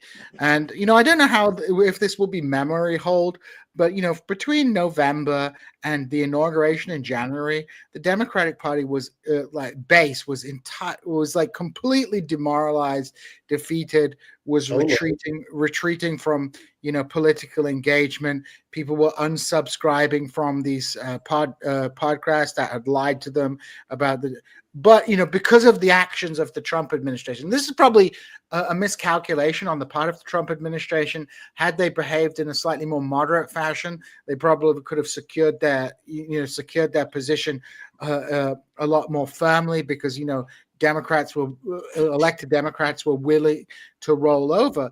But now you look and you see even relatively normie Democrats are being. I mean, you could watch the Bulwark, which I know Vaughn watches as well, which is the Never Trump show. And even there, you know, you've got Bill Kristol wanting to popular front with AOC and criticizing the Democratic Party establishment for being insufficiently anti-Trump. I think like Chuck Schumer is toast. I think, you know, like I think a lot of old-fashioned resistance liberalism kind of burned itself out. I think a lot of the people who are the sort of most adamant about it, like, really just got burned out, and like they just don't have the energy anymore. I think that the sort of failure of the strategy was very obvious, right? But there's a lot of, you know, I mean, but like the irony, of course, is that's happening at the same time that Trump 2.0 is actually much more of like a, you know, fulfillment of the worst fears of old school resistance. But this is what I think the Trump one was, right? I mean, this is what Kuba and I said in our article in Jacobin last September, right? Don't count out that mega dystopia just yet, right? Sadly, the most accurate thing you ever said in there, right? So, which means that there's a tremendous amount of appetite some sort of resistance and pushback among Well, the I think the grassroots. And I just want to say, like, I think that this is, because there's that appetite, a lot of it is actually being channeled in this 2015ish direction, which I have to say, like, I just can't help think is just an absolute positive. I mean, this is like, you're going to have, I saw somebody making a joke in the chat about, I mean, they weren't saying this. I think they were like describing the views of others, right? But something about like people being like annoyed because of all the wine moms and we're getting into this stuff. It's like, look, you're not going to have much of a mass movement if it doesn't include any women who have children and like wine, right? Like that's well, like, I think the hope for the future. Like, most people at best right now are normie libs, right? Like if you can like convince anything that's better than that is pretty fucking marginal, right? So like if you can convince a lot of those people to relate their fears about Trumpist authoritarianism to some sort of critique of economic inequality, which is the whole point of the fighting oligarchy framing. That seems like a very long step in the right direction to me. Well, I just want to add on to that. I mean, I think the point comes down to is that a lot of normie libs in the Democratic Party base took the resistance liberal narrative seriously, right? Exactly. Like they believed the liberal, but now with the Trump 2.0, the kind of incongruity between the actions of the Democratic Party leadership and the discourse about fascism that they've been espousing have become too big to gap. There's like no excuse anymore. Like there's just a complete, like if you look at the polling of the Democratic Party, you can see that even as the Democratic Party wins a huge victory in Wisconsin with the judges election, the party still has an extremely low rating. I suspect the big story of this electoral cycle that's coming up, is going to be the interesting part is going to be the struggle within the primaries between, and I think there's going to be a lot of very capable people who are going to be people who have been dismissed from civil service jobs, people who are in the legal professions, who are going to seek to challenge incumbent Democratic Party centrists, and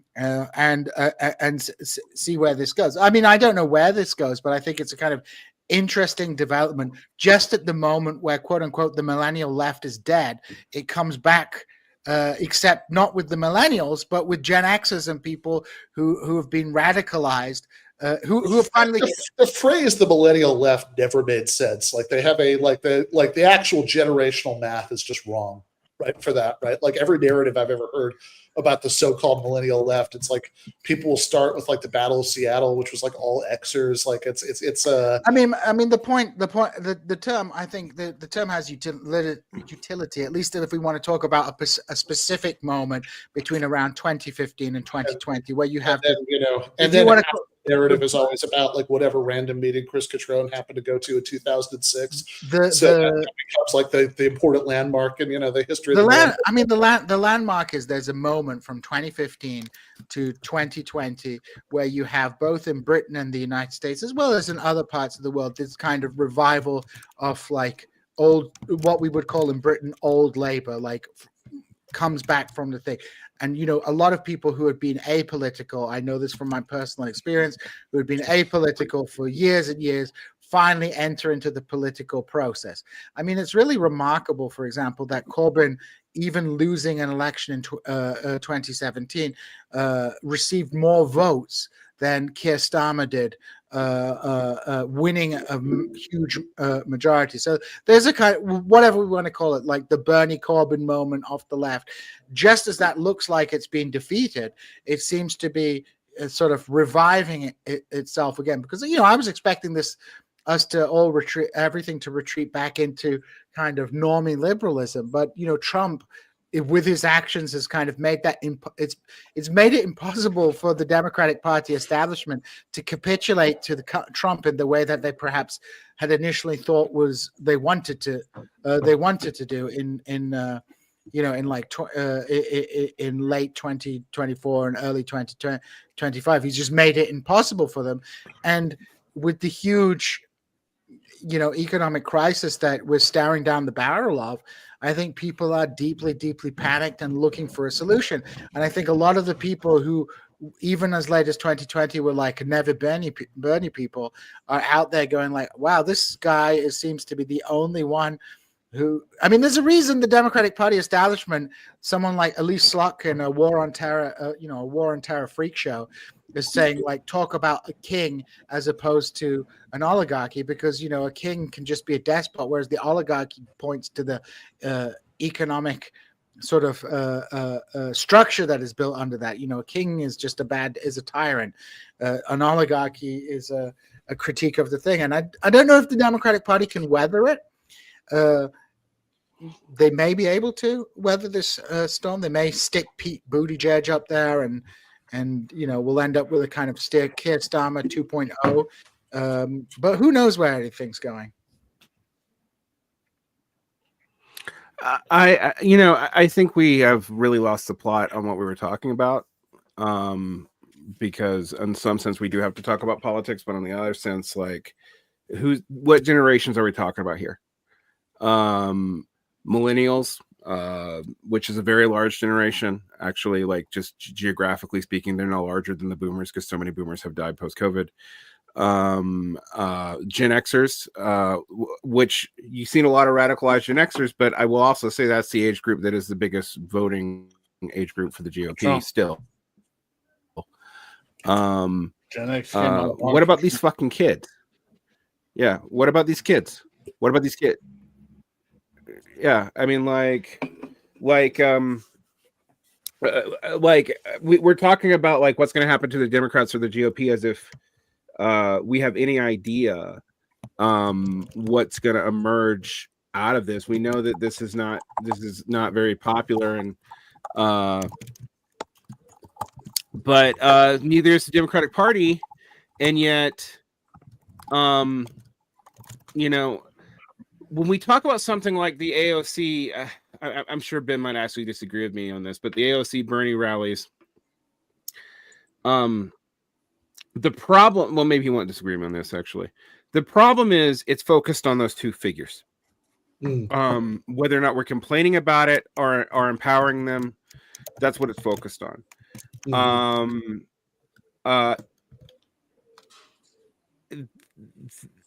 That does not build para institutions to support those figures, even if they did come to power, which is highly unlikely in the immediate run.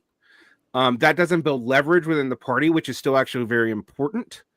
Or leverage outside of the party, which would be very important if you wanted leftists not to be captured by flocking from one party to another all the time. I mean, the natural tendency of most left-wingers is to find what other party they want to fucking tail at any given moment, and when they correct tailism, they just go tail something else. I think that what are kids going to do with that? I don't know. That's nothing. The one thing that we need to make clear is that any notion, generationally or not, that the Democratic Party is going to change its donor structure to become more radicalized because of Trump is an absolute fantasy. Not going to happen. Yeah, I mean, I guess part of I think if you're going to have like a real conversation about this, what you'd have to clarify is what you mean by the Democratic Party, right? Because going back to the conversation with Kuba earlier about youth wings, we don't have, and we've really never had, but especially now we don't have political parties in the sense that they have them in Europe and Latin America and other places in the United States. It's like mass membership organizations.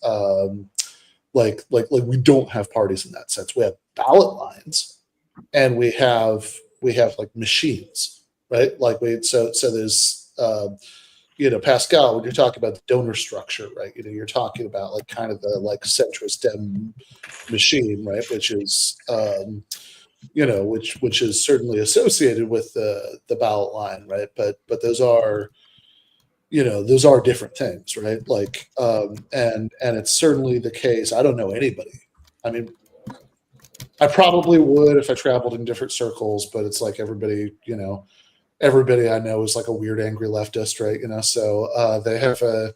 I don't know anybody who thinks that it's this sort of like democratic, like political machine is going to like suddenly change its class stripes, right? I mean, the sort of view that was that was ascendant, and I think I mean, I was kind of rolling my eyes at various things I've heard from various people that use the phrase millennial left earlier, but I do think any sensible use of that phrase would start no earlier than 2015, because that's when you have just the barest beginnings of that, right? But it's like the sort of heyday of that, the sort of view that was ascendant was the like Seth Ackerman Party of a New Type thing, which was which wasn't about the sort of democratic machine, but it was about like, okay, you like build your alternate machine, but given the sort of ways that the deck is stacked against third parties in the U.S., even worse than it's stacked against insurgent primary challengers, you contest for the ballot line, and of course it's that's been any victories won using that strategy have been few and far between. The obstacles have been enormous, etc. But I think that if I don't think that there's a sort of, I think the kind of basic electoral dilemma of the left in the U.S.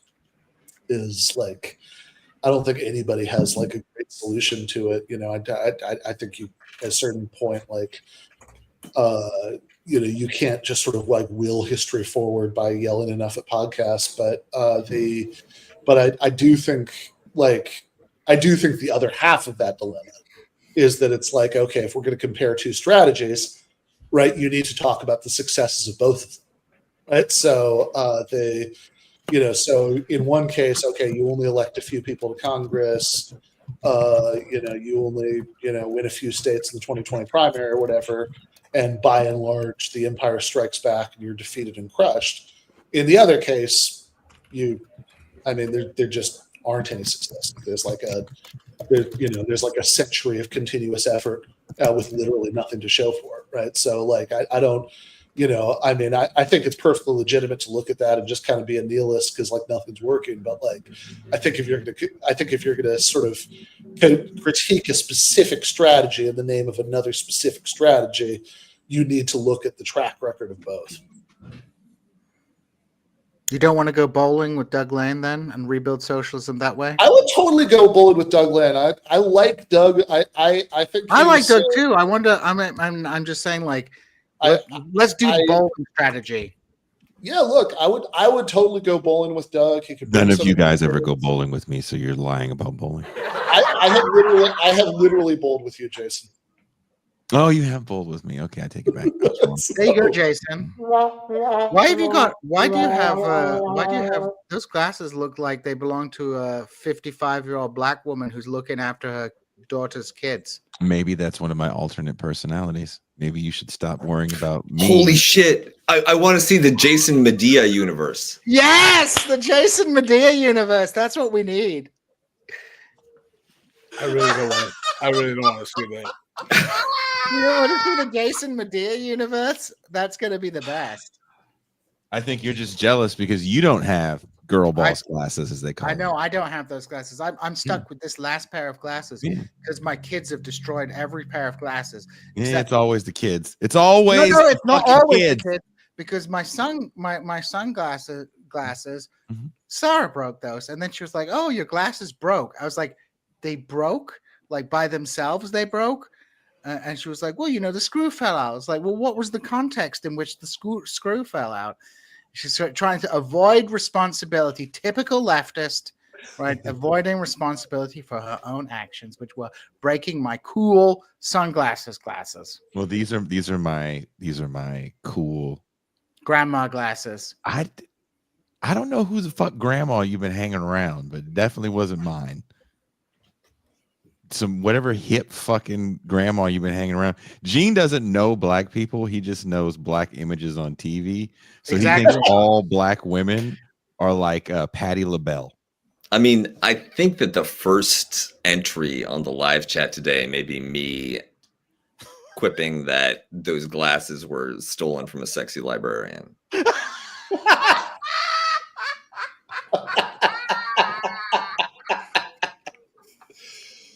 All right. Well, if we're gonna Jason end the way also stole her heart. if we're gonna end the way we started, right? You know, we want to bring it back to the clouds and the kids. You know, it's like, yeah, come on, you gotta log off. You know, start like put away the smartphone, meet some sexy librarians, steal their glasses. Oh, dude, I totally thought I was gonna meet a fucking sexy something yesterday at that thing, and it was just a nightmare of a trip It's back a nightmare. home. What happened? Or no, it's this an off-air conversation. I'll be somewhat Jason, honest. for Jason Miles, there's no such thing as an off-air. Oh, there's fucking fuck off. There's all totally off-air conversations. These people don't hear a third of the shit. No, your off-air conversations are the conversations that most content creators would actually put on air.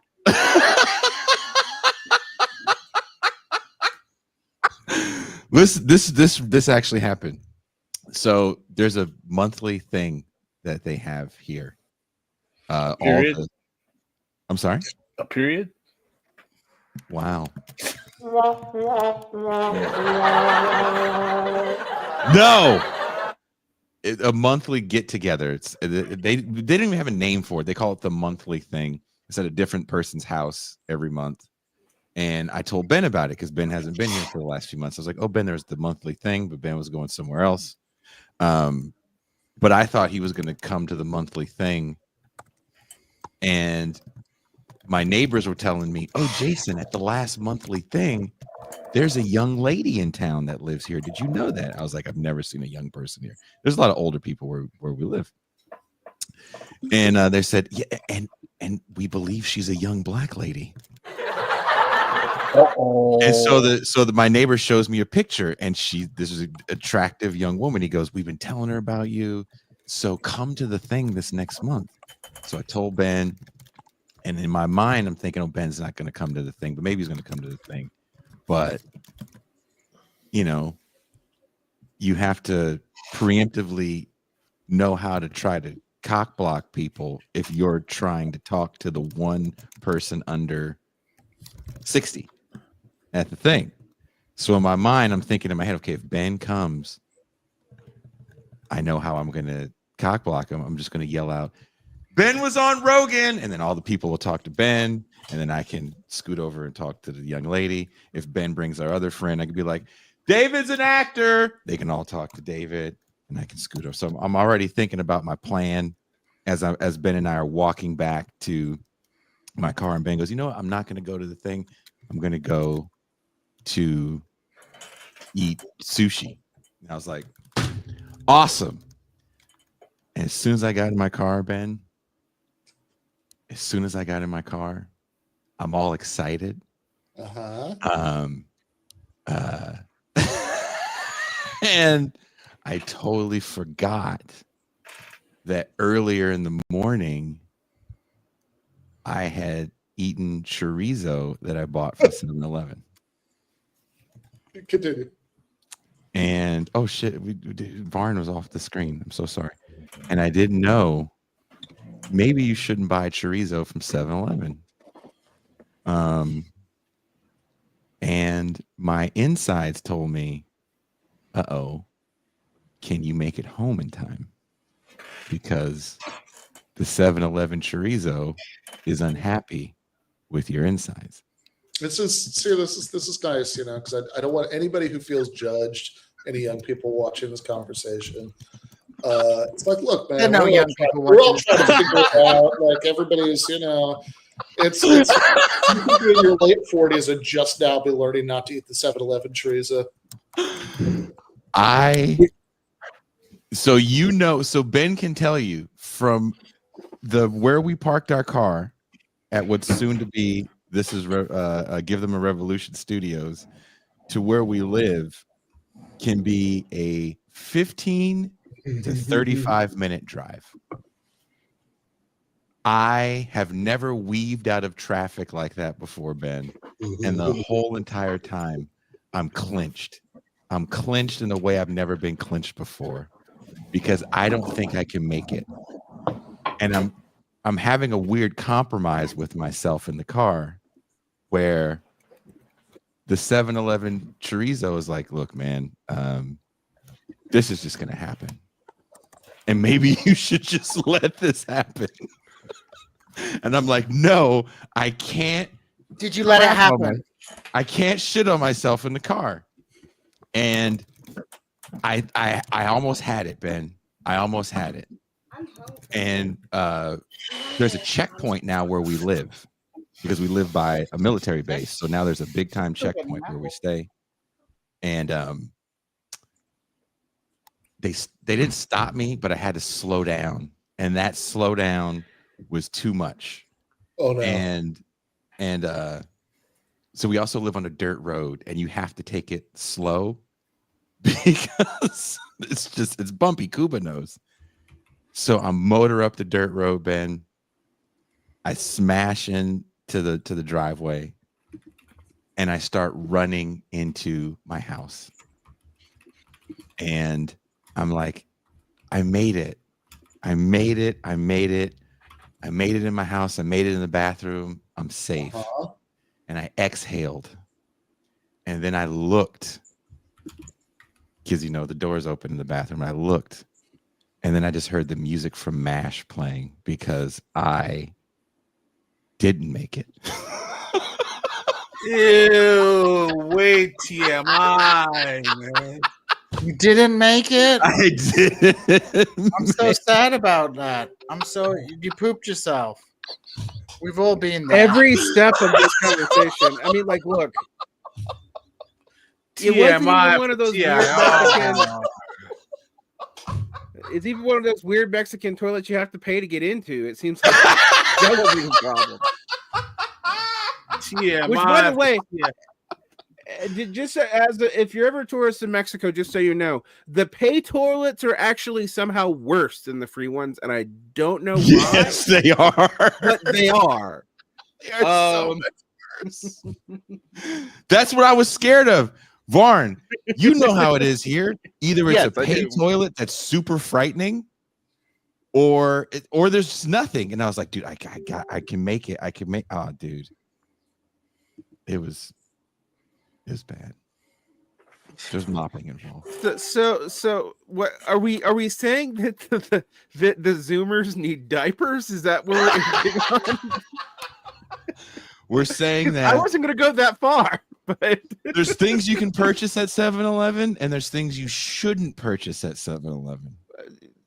Surprisingly, in Japan, the 7-Eleven sushi is really good, but it's the only gas station sushi I would touch. No, but that's because it's in Japan. No. I had the Japanese 7-Eleven sushi, and I had the worst food poisoning of my life. I saw Cuba didn't make it. So Kuba's like, Derek, apparently I can just eat sewage, but like, you have a raccoon's stomach. Cuba didn't make it. So now you know, Ben, if you're tempted to go, I'll save a few pesos and get the 7-Eleven chorizo. Or yen, yeah. Don't do it. Oh, Dios míos, you know? 7-Eleven chorizo. What is that even made out of? Dios míos. Consistency was Possum so meat. odd. Possum meat. Possums would be expensive to get. I mean, like, I'm actually imagining, like, it's I don't know, maybe it's like possum that's like left over from a processing or something, or hair that's just texturized to be like meat. I have no idea. I just 7-Eleven. I'm not usually disparaging Mexico, but I would not have been as brave as Jason to eat 7-Eleven chorizo, and I told you I can eat trash. You know, it was a dark time. And I was like, you know, this will be fine for breakfast. It's a larger log. That didn't make sense, but no, it did make sense. All right. Okay.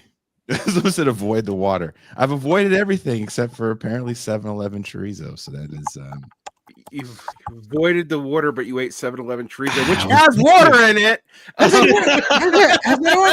Has anyone watched this video where this woman called like a 5-year-old autistic boy the N-word, and now she's raised Yeah. $1 million? No, it was 300,000 last I Or saw. That was like 300,000? yesterday. That's still a lot of money to raise. That's still a lot of money, man. Yeah. Apparently the little boy was messing with her diaper bag or something. Yeah.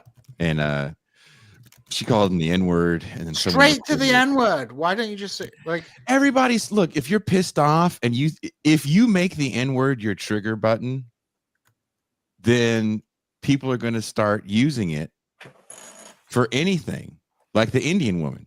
And that's what the white chick did. Do you see the video of her? I said it. Nigger. that's true. Yeah. And then people are like, I'm so sorry that all those N-words keep pressuring you and making you feel bad because you're defending your child. It's like, defending your child from what? A terrorist attack? Fucking Magneto's crew? Like, who Also, the fuck are you defending your kid against? Also, if there was really an issue of defending the child, how would say the N-word help? Like It's never helped me. It's like a distress call, you know. Meerkats have one. White people have one. Cooper said the N-word is like the bat signal. The bat signal for white people. Can you imagine? Can you imagine? Fucking Mrs. Cuba is walking down one of those cold Canada streets. She's accosted by nondescript people of color because it's Canada. She just yells out the N-word. Is that so? I don't know. I just watched Sinners. I'm led to believe it brings out vampires. So well, I love Sinners, but the confusing thing about Sinners is that the vampires are actually pretty woke. yeah, no, I noticed that as well. The vampires are like, we're all one family and share memories. We're a hive mind, and I was like, okay. Do you guys like Sinners? They I call like it Sinners. I thought the music was great. I like seeing a big action horror movie that's like very talky like that. Like, I like the dialogue. It was good. Yeah, it's a very solid movie. Also, I'm not sure I understand like if it has a political perspective or anything, but it was good. Whatever. Yeah, who cares? I don't. It's a movie. I didn't know there was an. It's as woke as Jason's chorizo. The soaked in fucking Mexican tap water. And yeah, I don't even want to talk about it, Ben. It was bad. It was a dark time. So if we're gonna go out today and have food, we're walking to Telefonica. Yeah, I mean, or just the pizza place. I mean, right? All right, guys, I gotta go head out and table something for a union. So I'll see you guys later. Oh, look at you! I gotta go do some union organizing. Thank you, Derek Warren. I have to go parent my children now too. So. Thank you, Gene Bajlan. Where do you go? I have to go write some geopolitics reports for Swiss investment banks. Thank you, Kuba. I think Pascal had the I gotta go. chorizo. Thank you, Pascal Robert. Yeah, I gotta go. I gotta go to Tijuana, get some get some good food. Maybe maybe buy like I don't think I have like a Judas Priest T-shirt. Maybe. Oh, you don't have a Priest T-shirt? Oh, dude, yeah. So we're gonna go to the spot. Okay. All right. Thank you, Ben Burgess. You guys don't understand how excited I was when I got in the car. Ben was like, "Oh, I want to go over here." I was like, "Oh, fuck yeah!" I'm singing weird 70s songs. Hot blooded, check it and see. Hot black chicks gonna be fucking with me. I was all excited. Didn't happen. Did not happen. Stay away from anything that is not prepackaged in dry goods from 7-Eleven. It's not right. It's just not right.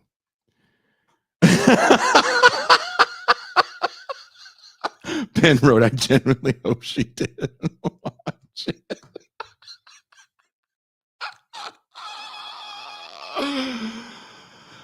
I don't care. I don't care. It happens. Not a young man anymore, apparently. Real life showed me that. And I still make stupid decisions. Like thinking that I can, outwill 7-Eleven chorizo from Mexico. You can't. You can't do that. But thank you guys. We'll be back Tuesday. We do a really fun show Tuesday. Booked it like at 3:00 this morning. We'll be talking. It'll be a fun movie talk. I'll just leave it at that. It'll be a fun movie talk. I'll leave it at that. With a director of a movie. I'm going to leave it at that. You can guess what movie it is. It is not Sinners, by the way. And wow, those are definitely librarian glasses. You guys are so fucking mean. Jesus. I try to be mildly stylish. Jason, don't eat salmon patties from a vending machine or you will die. I don't have a lot of money. It was affordable. It was kind of staring at me like, oh, hey, you should eat me. I'm fine. And I thought to myself, well, everybody else can eat it. I'm fine. I eat shit. I've never had anything come back with a vengeance like that at that time. Like I had just sat in my car. I was all excited. I really was like singing and shit. And it was just like, dude, this isn't going to work out for you. You got to make a decision right now. Either you're going to try to use the bathroom that Derek Varn described. It's going to sound like a developing world nightmare where they're going to charge you for toilet paper squares. Or you can try your luck motoring home. Or you can take the obvious option, which is let it go, let it go.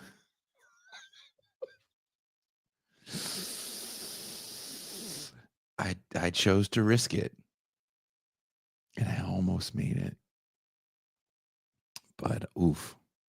I thought I was safe. And then I'd like turned around and